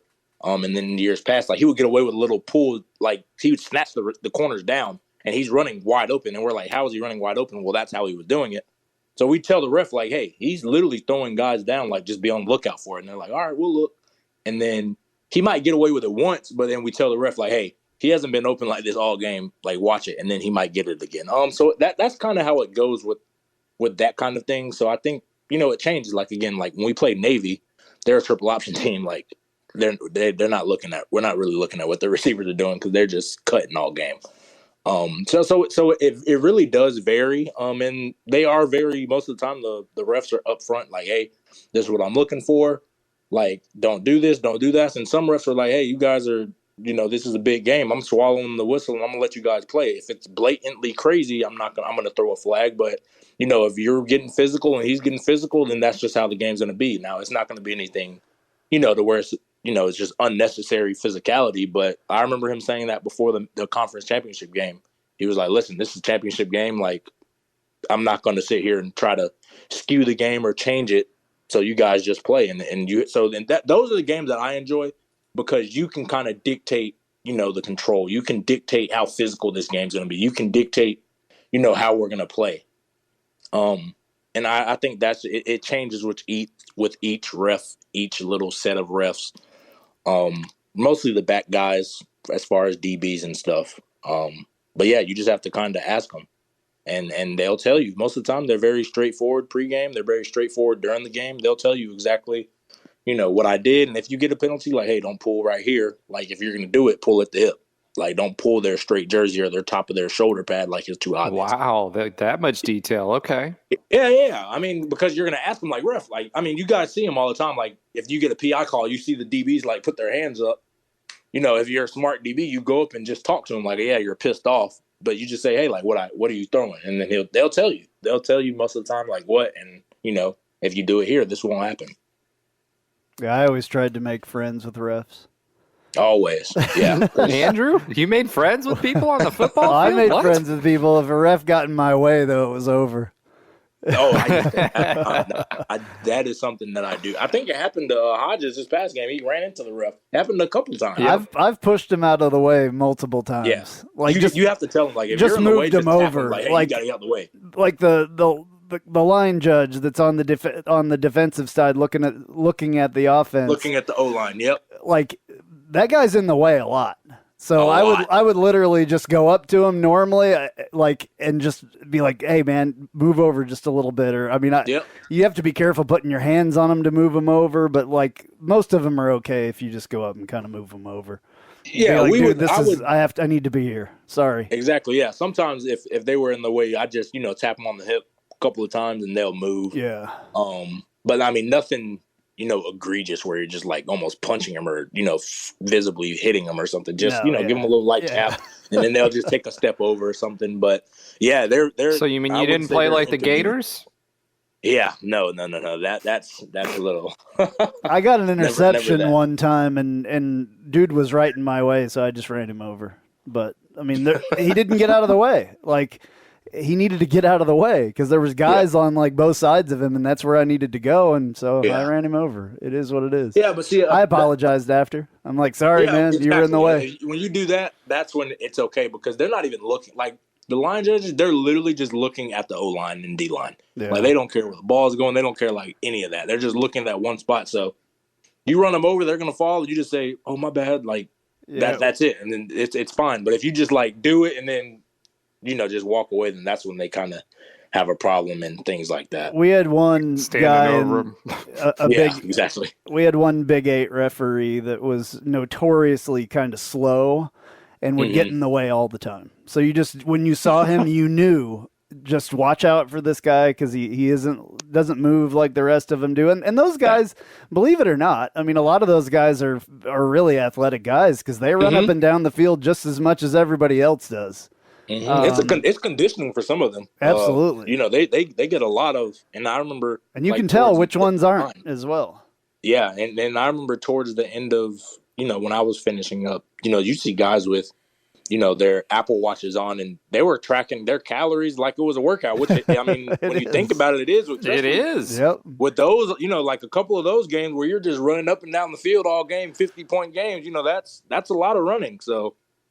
All right. Well, we've gone off into all kinds of different areas tonight. I do want to ask you about Mikey Keene. 22 of 28, 219 yards, 3 touchdowns, 1 interception. What did you think of the way that he came out in his technically his first start of the year? I think he played really solid. He made a mistake early, which was the interception on third down, which when I watched it, I was like, why in the world are you throwing that ball? Just not on our territory. But, I mean, for the most part, he played really solid. And like we said last week, he brings another dimension to the offense, which is really just the pass game. The timing's a little bit better. The timing's not a little bit. It's a lot better with him, mostly because that's just what he's comfortable doing, sitting in the pocket, reading defenses, making throws. He knows, different velocities, different, touch passes, speed, how to put it on them. And a lot of the ball placement I saw this past game was very, very good, which that's just as important as knowing where to go to the ball. And that is improved tremendously with him. That's one of the things that I noticed. So in the beginning of the year, we were looking for that from freshman to sophomore jump. And we really didn't get to see it too much with him. We hadn't gotten to see it until the past, 2 weeks. 2 weeks. But that is what is, to me, has improved tremendously for him. Ball placement, just the touch on throwing the ball a little bit, just accuracy. I mean, those two especially that were in the corners of the end zones. Yeah, those were great balls. Are not easy to throw. They are that's a very hard throw to make, and they were perfectly in the perfect spot. So yeah, and I mean, if you look, I think he's completing 76% of his balls. Like you do that, you'll play a long time doing that. But because you're accurate, and it's not like he's just throwing, check downs to the running back. Like he's pushing the ball downfield, he's stretching the defense, he's throwing deep balls. Like he's very, very, he has improved a lot on his ball placement and accuracy. And again, I think that's just him and JRP are so different. But as we've seen, if JRP is not throwing, like his best is when he can throw, when he's comfortable throwing. If he's not, the offense can get very limited very fast. Yeah. When you have Mikey in there, you might lose a little bit of the run game, the dynamic quarterback run game. But the pass game is always going to be there. The pass game is always viable, and I think with all these playmakers now you're seeing like how many playmakers you have, in the receiving room, in the running back room, and in the tight end room. You just need somebody to get them the ball and let them do the rest of the work. And I think that's what, Mikey's doing well right now. Okay. Well, as a follow-up to that question, with everything that you just said, with that being said, JRP supposedly is healthy and ready to go this week. What would you do? I just roll with Mikey. Not necessarily a knock on JRP, because he has, you've seen those flashes of great moments in the great games. But I think right now the offense just looks more efficient. It looks more balanced. It looks like, we might have had a 3-and-out, but it didn't look like just the offense is dead. I haven't really seen that, truthfully. Now, I've seen mistakes. I've seen a couple of bad throws, but the offense doesn't look – it just looks efficient. Like, you miss that dynamic running quarterback that can wow you, that'll run around, and that's super – like, he looks like the most athletic player on the field. But at the end of the day, I think just the offense, it just looks so much more efficient. It looks more effective with Mikey, so I would just roll. That's what I would do. I would roll with Mikey because if you can pass the ball, to me, that's the worst way to lose a game. Besides getting just ran down your throat, just if somebody can just – nickel and dime, make the right reads, and doesn't matter what you call, he's making the right play with the football passing. Like, that's just so demoralizing as a defense. Yeah. Opened the running game up a little bit with Mikey being able to throw the ball as well, especially for RJ Harvey. 17 attempts, 151 yards, averaging 8.9, the longest being 61, which was awesome. And I don't even think he's fully healthy, to be honest. I don't think he is either. Yeah. I mean, he's running with that big old knee brace around his knee. Yeah. He ran out of gas on the one, and I told my wife said, "Oh, he's gone. It's going to be a touchdown." I go, "No, he's going to run out of gas. You watch." Yeah. And I think, I remember watching back, looking at his high school tape, and he was explosive. I mean, he played quarterback, so he was explosive then. But, he's – I don't even think he's fully healthy, and you see, how he's running. He's running – He's a really, really good running back. But, I think they have the perfect storm of guys. I think they're deep back there, man, and they have so many different skill sets that it makes that offense so dangerous. My thing is you don't need a quarterback running around like that if you've got a running back, room like we've got. We've got all these guys that can run the ball. I mean, heck, even Ryan O'Keefe and Xavier Townsend running the ball a little bit. Yep. You've got all those guys to run the ball. I don't think I would rather have a quarterback that could pass the ball like Mikey does versus the way that JRP does with that running back group and let them run the ball. Exactly. It's just a little bit more old school, I guess. Old school. Just be a point guard and get your guys the ball. I mean, that's what we've said all year. The talent in that offensive room, and I mean in the entire program, there's just so much talent. You don't need that kind of quarterback to almost just carry you in a sense, right? Just do everything. You just need a guy game manager. Yeah, and the thing is, Mikey's not slow. I mean, he's not JRP, but if he needs to get 3-4 yards out of nothing, he can do that. He's fast enough to do that. And sometimes that's all you need. But you just, like you said, you just need a game manager, somebody that can get the ball to the playmakers and make plays. Especially, again, when you have a defense, throughout the season that's a top 10 defense in the country, you don't need all of that. You have all these playmakers on offense. You got a solid, very top-tier defense. You just don't need to turn the ball over and get the guys the ball. That's it. Yep. Roger? Okay. So, as far as him running the ball, there was a lot in the first half where he had opportunities and he didn't. And that resulted in some sacks. So that goes both ways. And I think you saw that with the Memphis quarterback, right? I mean, what did he do? We started collapsing the pocket. He ran straight through the middle, up the middle, and he was gone. And he was hurting us with that.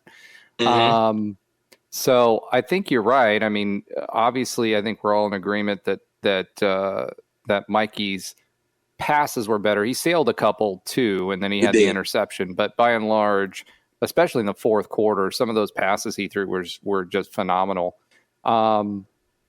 It's just a different type of offense when he's back there. We're not doing as much motion back there. We're not doing all the stuff that we normally do when JRP's in there. It's just a different style of offense. Exactly. That being said, looking forward to next week, because I'm already in Tulane game prep mode. I'm looking at stuff and whatever. What can the defense do against Tulane? I don't know if you've seen any of their games, but they have a really, really strong offensive line and a solid running game. But what surprises me is that their passing game is pretty solid as well. The individual numbers are, pretty on par with what Memphis and Cincinnati was. The only difference is their time of possession numbers are so much greater, which means they're more efficient with the drives that they have, right? So. Yep. If you've got a solid running attack, you've got a solid offensive line, do you play the time of possession game and try to maintain and limit their touches, or, especially with them having so many turnovers, or do you flip the script and you try to score as quickly as possible to get as many opportunities as you possibly can?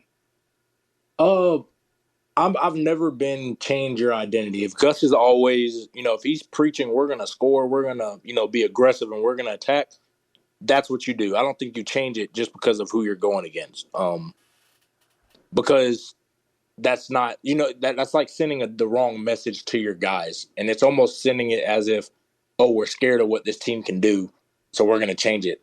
I think that's not the right message. So if he's preaching that, then yeah. If he's been preaching, we're going to be efficient, we're going to move the ball, we're going to be smart, then that's what you do. To me, if we're playing defense and you see a team that's effective running the ball like that, you have to stop the run. The most efficient thing, the worst way to lose is if somebody just runs the ball and there's nothing you can do about it, because that's demoralizing. The most demoralizing as a defender is they're just getting 4 or 5 yards a pop, moving the chains, and I think if you can knock the run game out early, make them throw. That's as hard as easy as it seems to throw nowadays. It's still harder than just snapping the ball and handing it to the running back. That it's still harder because there's so many more moving parts, so many more working parts. So that's what I would do. I would just, defensively stop the run. That's and if you got to bring an extra hat in, bring an extra hat in. Those guys on the outside of those corners, a lot of these kids, and this is just me, you guys are from South Florida, you guys are from Florida, Georgia, you guys are athletic. You guys are highly recruited players. Your job, you should be able to play man coverage. You should be able to stop these guys. That's just my thoughts on it. And offensively, if we've been aggressive, stay being aggressive. I don't think you change anything. I think there's slight little adjustments and tweaks you make because of how good and efficient Tulane is. But you don't go and change your identity as a team. You stick to it and you just make the little adjustments you should. All right, Tulane coming up on Saturday. I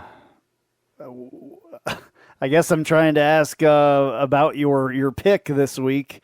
Roger, maybe you should run through real quick with Trey the picks from last week and how we did. We'll do it again, I guess, during the show. But okay. Yeah, just real quick. AP is still not in any danger of buying steak, so he had 31-14. Final score was 35-28, so he was 18 points off.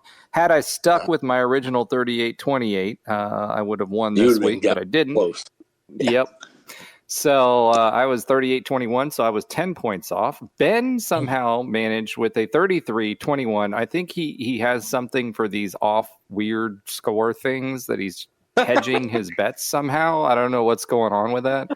But he was at 33-21, so he was 9 points off. Trey, last week, obviously, you were closer to Andrew than you were the rest of us. You had 35-13, so you were 15 points off. So I know you're trying to let Ben get a little closer so he buys dinner. So you let me know what your score is this week. I'm going to say we're going to win 28-24. 28-24. I think it'll be close. Wow. This Tulane team is good. I watched them a little bit, and that's close.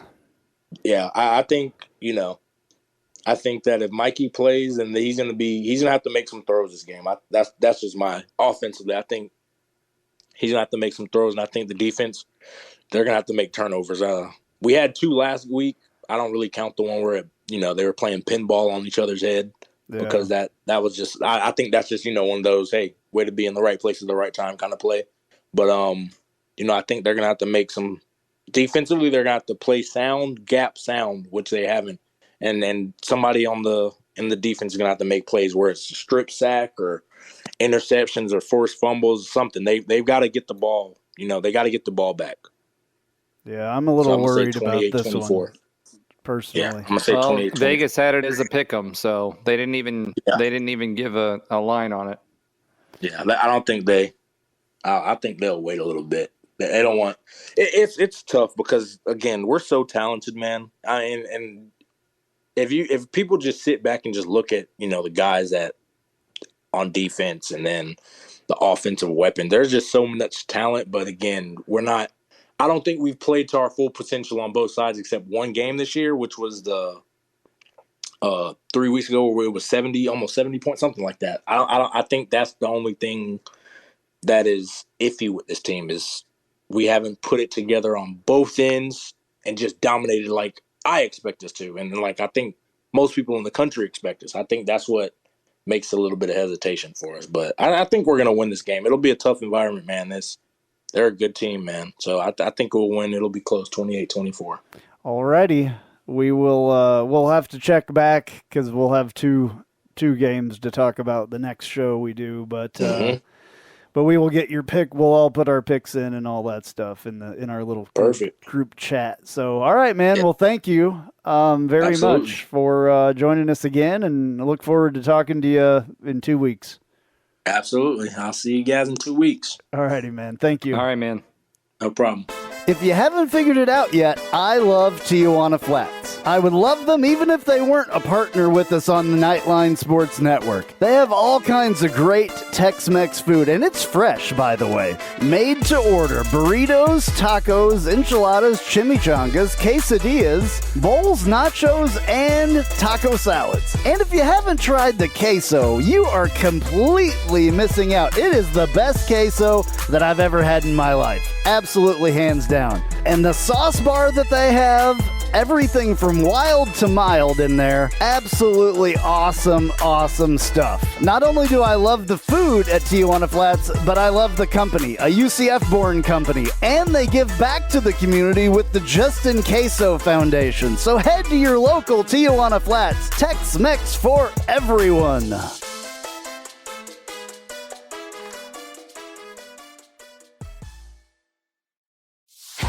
Hey, Jeep Wrangler owners, have you ever sat in your office at work and watched the rain just pour into your Jeep because the weatherman said that there was a 0 chance of rain? Or you put your doors back on because there was a 100% chance and then not a drop of rain fell?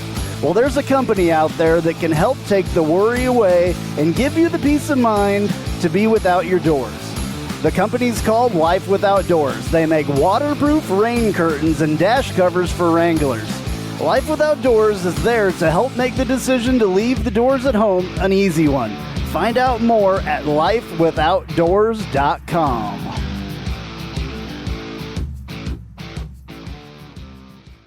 Spice up your company with homemade marketing services from Tasty Gravy Creative. Tasty Gravy serves up a menu of budget-friendly marketing, graphic design, and public relations services customized to your specific goals. Co-owned by a UCF graduate, Tasty Gravy can help refresh your brand, strengthen your online presence, or reinforce your company's message. Contact Tasty Gravy for help with your website, social media, marketing, advertising materials, and more. Visit tastygravy.com.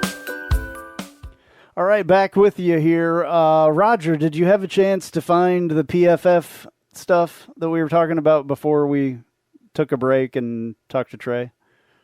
I did. I have both the offensive and defensive side of things. So defensively, since that's what was the last thing we were talking about, the Memphis game, we actually had a 67.0 defensively. Our best defensive game was actually Georgia Tech, and we've been hovering around 66 to 67. So as far as PFF is concerned, they feel like we were on par with our defense. Now, what's interesting is that linebacker Cam Moore got some play this game. He's been getting it throughout the season. He was the one who led the defensive grades with 74.1. Really? Because he was really low. I remember on one of the, I don't remember what game it was, but one of them I remember he was at the bottom. Yeah. And then after him, it's all, to Ben's point, it's all cornerbacks and safeties. Devontae Brown, 71.2, Devad Wilson, 70.4, Corey Thornton, 70.3. And Corey Thornton has actually been picked on quite a bit the last two games. Not really this game, but the last two games.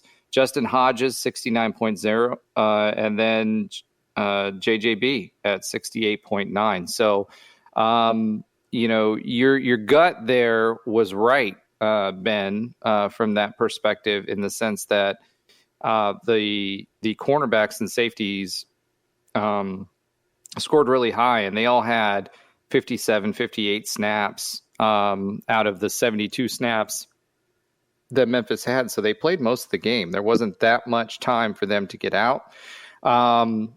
Defensive line didn't fare as well. Lee Hunter, 66.0.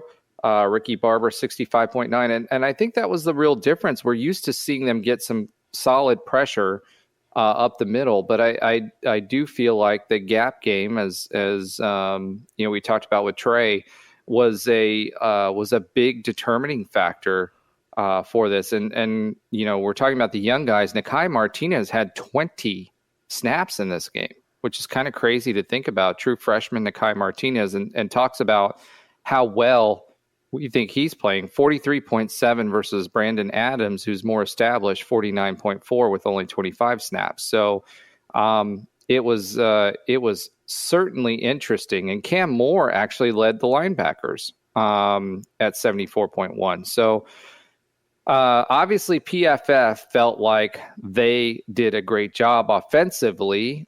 We had an 80.2 grade against Memphis. We had 80.4 against SMU, 87.3 against Temple, and those round out the top three. Cincinnati, 76.5. Mikey Keene graded out at an 85.8, which is phenomenal. His QBR was up there as well. Not quite as high as Bowser's, but, he obviously had 71 snaps and Bowser didn't. Kobe Hudson, 85.6. RJ Harvey, 80.3. Ryan O'Keefe, 76.4. Javon Baker, 71.6. And Stephen Martin, 70.9. So Isaiah Bowser, 70. So again, the offense performed at a very, very high level, which is great. On the run, the offensive line didn't do as well this week and is about where they were, which is in the high 50s for most of them on the run. Pass blocking, though, 86.5 for Paoli. Matt Lee, 83.9. Rubelt, 78.3. Swoboda, 76.9. Tylen Grable, 76.6. And Sam Jackson, 57.5. So the vast majority of the line performed phenomenally when it came to the passing game. And overall passing grade, 90.9 for Mikey Keene. This game, that's a good one, Mikey Clean. Mikey Clean, I like that. Mikey Clean. That's even better than the King Kong, I think. Mikey Clean is pretty cool.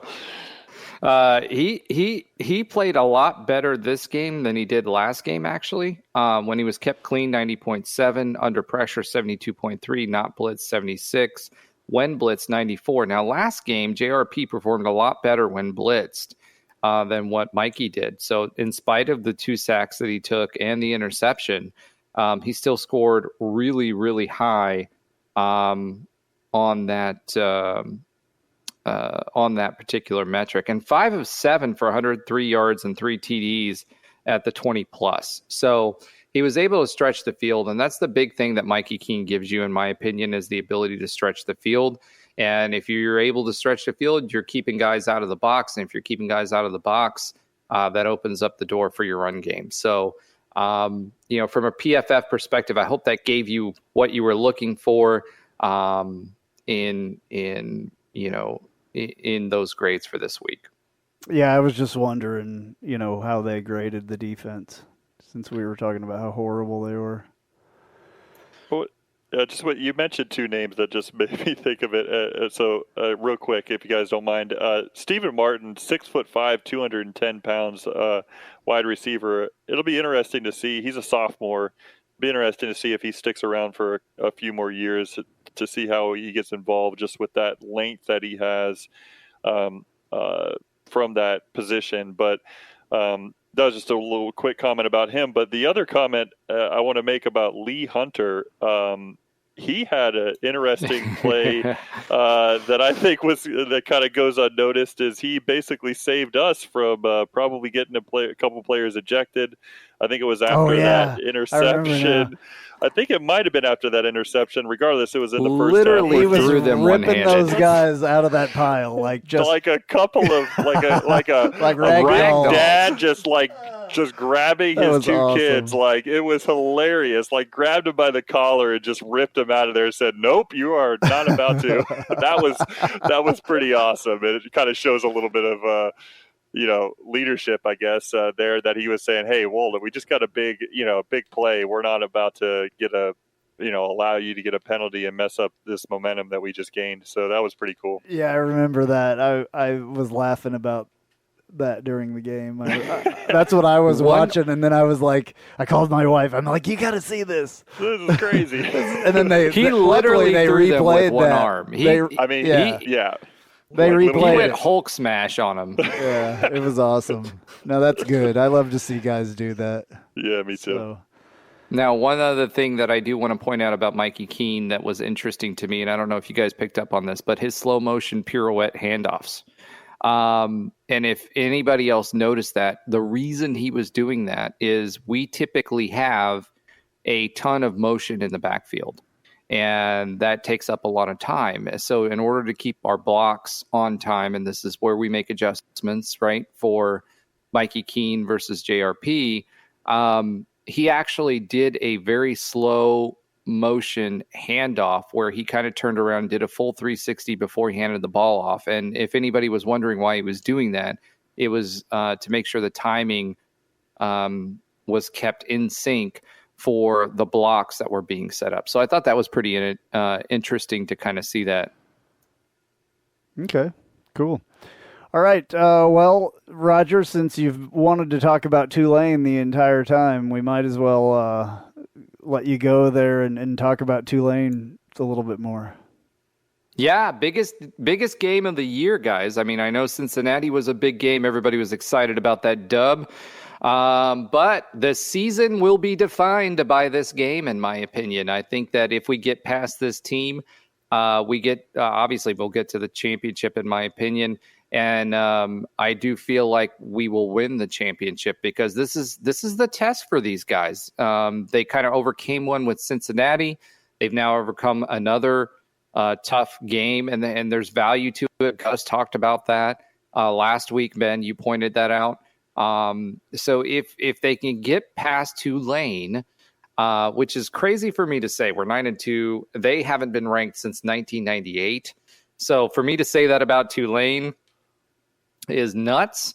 But this is their season. This is where the Tulane faithful, ever since they left the SEC, which was the craziest move ever, this is their game. This is their Super Bowl, because they know if they get through us, they're more than likely going to the championship game, because the rest of their schedule is a little bit lighter. That being said, they're a team defined by defense. However, everybody talks about their defense, their turnovers. They have a lot of long drives. They have the ability to milk the clock offensively. They have a very efficient quarterback. Their QB, Pratt, actually is 67% completion percentage for the year, 1,843 yards, 14 TDs to 4 interceptions. Last week, Memphis's quarterback was 15 TDs to 4 interceptions. So this is a very, don't be fooled by the narrative of their defense, because their offense is potent. Their quarterback averages 12.9 yards per play, which means that he's also got the long ball. So he's got a lot of low percentage throws that he makes. So he's a very efficient quarterback. I mentioned the time of possession earlier. It's lower for them. It's long for them, which means he doesn't get as many opportunities, and he still has the ability to put up that kind of yardage and that percentage. That means he's a pretty good quarterback. So he's better. He's slightly better than Hennigan. So we thought we had a good offense with Hennigan and Memphis's offense. This offense is just as good. He is a pocket passer, so unless they pull a Hennigan where they start running him out of the pocket unexpectedly, that's what we should expect. They're currently 8-1 and are undefeated in conference. I think most UCF fans know that, considering how big of a game this is, but I figured I'd throw it in. And they had a little bit of a head scratcher. They beat K-State, Kansas State earlier this season when they were ranked. It was a big win for them. But then they lost at Southern Miss, which was a head scratcher, to be frank. This is the first defense that actually allows less points than we do that we faced all season. Tulane allows 16.9 points per game, whereas we now allow 18.8. That number has steadily risen. They average 32.9 points per game. UCF averages 35.7 after last week. So Andrew, do you want to inject the matchup predictor? I've got a few here, but we might want to break it up a little bit. Well, a little bit more interesting than the matchup predictor is a common opponent that we've both had. We beat Memphis 35-28. They beat Memphis 38-28. So that's kind of interesting that Memphis scored the same against us as they did against them. Very close scores, obviously. They're 3 points difference. So that is interesting when I look at the last 5 on the ESPN page for them. Yeah. So, and then they beat ECU 24-9, which I'm trying to think who else here. I didn't look at their full schedule. So Memphis would be the common opponent. Very, very close to the same score, which is very interesting.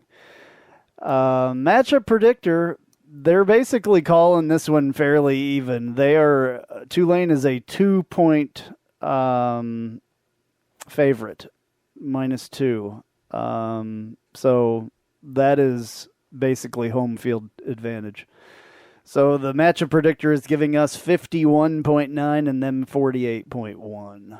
So very closely matched teams. It's going to be a dogfight for sure. I think it's going to be who makes the least mistakes, right? When you're talking about yards per game, 419, exactly the same as Memphis versus our 501.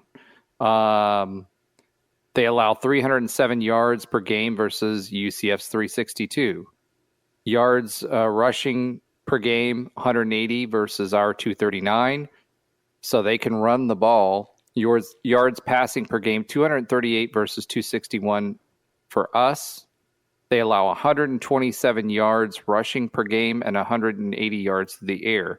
So to me, we're talking about Mikey Keene and JRP, but I feel like the running game is going to be the big differentiator here for me. My keys for the game, stop the run game and get some pressure if we can. If the QB has time to sit in the pocket, we're going to have some trouble because he's a good quarterback. They play a lot of draw plays. They have an inside zone run attack. So it's going to be important for defensive tackles to be able to close up and play the right gaps. If we do play Mikey, we'll have to roll him out and play him away from the blitz because they are going to get pressure. They're very aggressive, and our O-line will really, really have to play really well, which I feel like it's great. We've said this all along. They're starting to gel, so I'm excited about the fact that they're coming on at the right time, at least in the pass protection. We need some quick passes to avoid having Tulane tee off against us if they get pressure, because that pressure will lead to turnovers, and that's really going to be the key to the game. Because to your point, Andrew, it's very, very similar. These two teams, offensively and defensively, are very similar. We just can't give up any turnovers. So hopefully we play a clean game. Tulane will, Tulane and other teams are getting 1.5 turnovers to our every turnover. So that's going to be the key. We can either make it a slugfest with sustained drives, and this goes back to what I was talking about before. What strategy or what tactics do you employ in this game?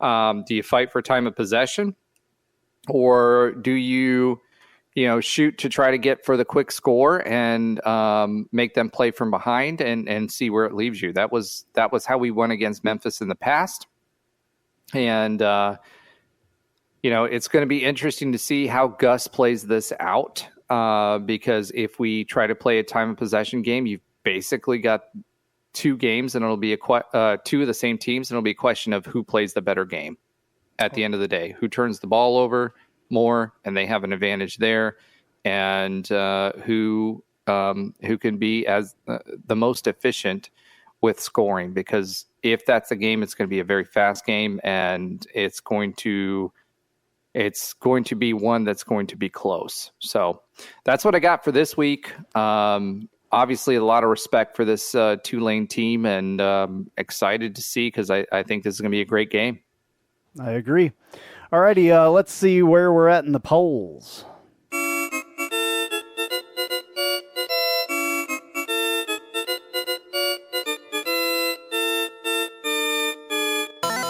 Welcome to this week's poll position. All right, Roger, where are we at in the polls this week?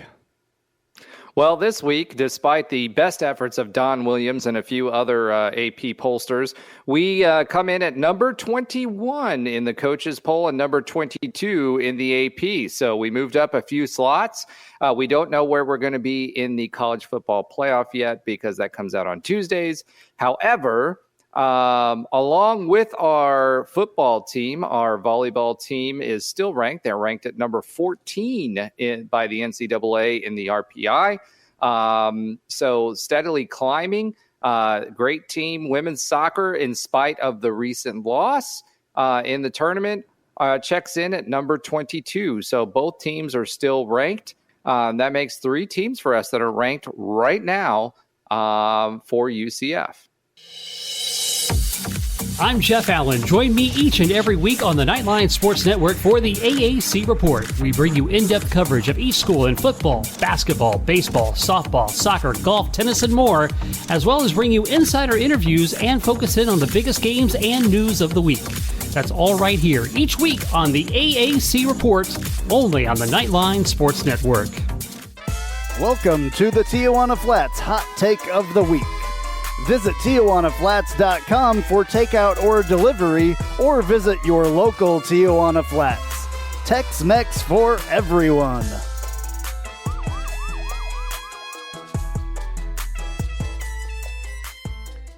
All right, Tijuana Flats Hot Take of the Week. Ben, this is your moment. This is absolutely your moment. This is absolutely my moment. Because last week you did really good. Roger, run us through it real quick. All right, real quickly, since Ben wasn't on with Trey. Series lead right now, obviously we had the score 35-28 was the final score. Ben, you were closest to the pin with 9 points. Was 1 point more at 10 points if I would have stuck with my original See, don't go against your first instinct, Roger. Don't go against your first instinct, buddy. Listen, I know you talked me into it. I'm going to blame I didn't talk you into anything. Whatever. You went before me. I'm going to blame you for it. No, but the good news is that Andrew is definitely not buying us dinner. He was exactly 18 points the point. off. Trey is trying to get you to buy dinner, Ben, because he was off by 15 points.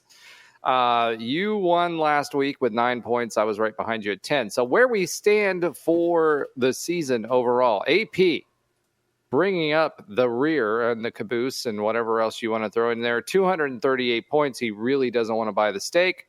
I am next at 181 points. Ben is second place with 162 and closing in quickly on Trey at 154. So ever since we started talking about the steak dinner for the person who had the closest to the pin, it appears that Trey is trying to throw this. So Ben, be careful. Yeah, be careful. You're gonna have to do the magic tank dance here. All right. I'm kind of making this up on the fly right now because I am not prepared for this segment today, but I will go close game, close win, 28-24 Knights. That's my Did you look at the notes, Ben? I have not looked at the notes. Why? Look at the notes real quick. Okay, well, one of our scores. That was is Trey's pick, is what he was trying to tell you. That was the same. That Trey was picked. it? So if you want to change that, yeah, exact same pick as Trey had. I have mine in there too, but that's okay. If that's what your pick is, that's what your pick is. Honestly, I swear I did not see that. So yeah, 28-24. I'm going to stick with it. I'm not going against my first instinct like you did last week. All right. All right, Roger, go ahead. All right, for me, I actually typed this in before Ben said what he said. So 32-24 UCF is what my prediction is for my Tijuana Flats hot take of the week. AP? All right, I'm going with 40-34 UCF. He really doesn't want to buy a steak. But that's okay. 40-34. That's a high scoring game. All right, let's do it. Alrighty, so that does it for us. We would be remiss if we did not talk at all about basketball that is going on right now.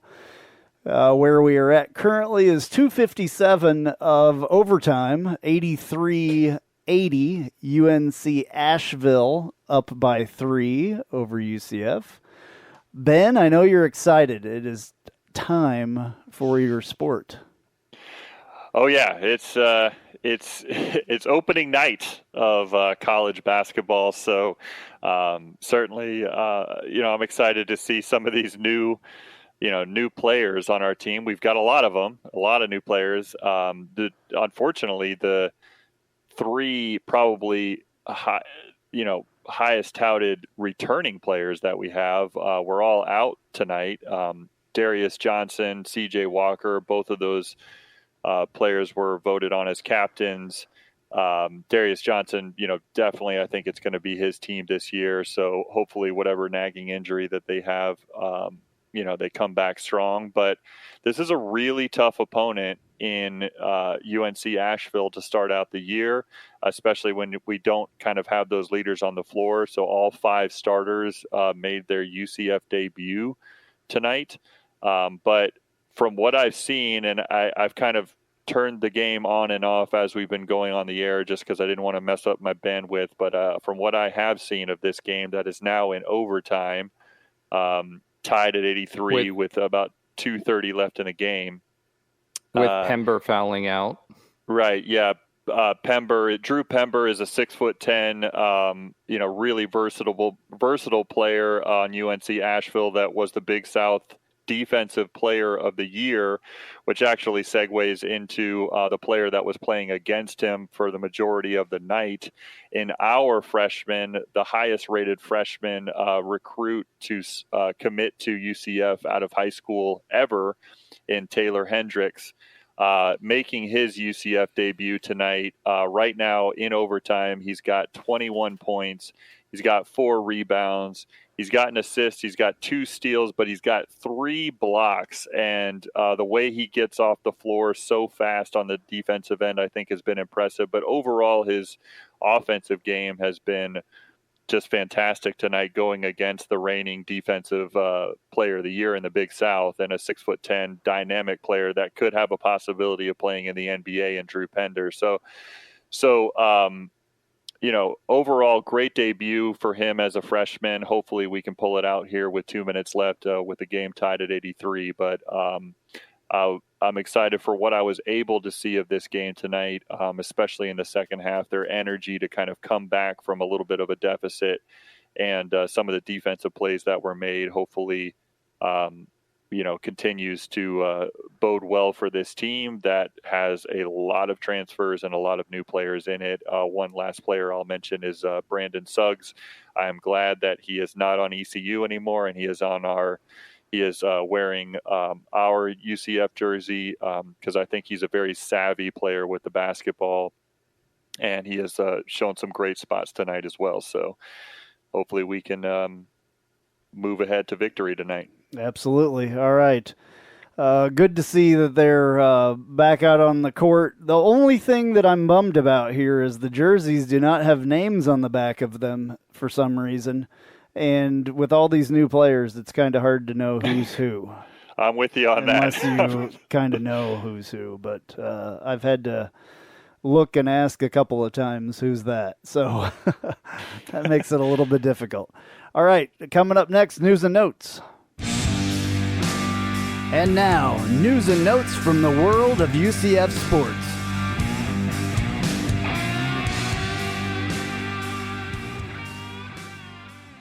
All right, congrats to UCF women's soccer, who qualified for the NCAA tournament after dropping its game to Memphis in the AAC championship with a loss on PKs in extra time, 6-5. They're now 9-2-5 to finish the regular season. The team earned the American Conference Coaching Staff of the Year. 6 nights were on the all-conference team. Kristen Scott earned Defensive Player of the Year, and Caroline Delisle was Goalkeeper of the Year for the second year in a row. The team will start its NCAA tournament journey against number 8 NC State Sunday at 12 p.m. They're in a tough bracket, so good luck. All right. UCF women's basketball tipped off tonight with 11 three-pointers and won 72-32 against Winthrop. They're missing 2 players who are out with ACL injuries, just like the men's team. They've been hit with the injury bug, and will have 9 starters for the season, headlined by Destiny Thomas. Remember, she's a returning starter. We lost several of our starters from the NCAA team last year who followed Coach Abe to Georgia. However, this was the first win under the first campaign for head coach Satya Messer. So congratulations to the team. All right, UCF women's volleyball is ranked number 24 and is 21-1 after dispatching Memphis 3-0 and SMU 3-1. The team is now 13-1 in conference and is marching to the tournament. The opposition is looking like Joe Burrow versus Joey Connors, or Joe Burrow basically against any opponent that he actually has. I think I made it better, Roger. The team will play next at the Cows at 7 p.m. on Wednesday, on their way to adding 3 more points to our lead in the I-4 Road Rage Rampage. I like that. All right, so just for everybody to know, everybody knows, so that everybody knows. It doesn't matter. It actually said the opposition looked like Tom Brady against the Steelers. I made it better. Doesn't matter. Doesn't matter. I made it better. All right. Reports are that Gonzaga basketball is in talks to join the Big 12. I'll believe it when I see it, and the Jayhawks will beat them too. So, Yep. Good week for my teams this week. And Ben, your guy got it done right at the end, and he certainly did. It was good to get to be on the winning end of that game-winning Tom Brady drive, as opposed to what the Rams did to us in the playoffs last year on the losing end. Yeah, so luckily, it was good to get him back. Luckily, my Chiefs pulled that one out last night too. I almost had a heart attack multiple times during that game. All right, this has been Knightline 282. I'm Andrew Phegley. And I'm Roger Phipps. And I'm Ben Stout. Go Knights! Charge on! Charge on!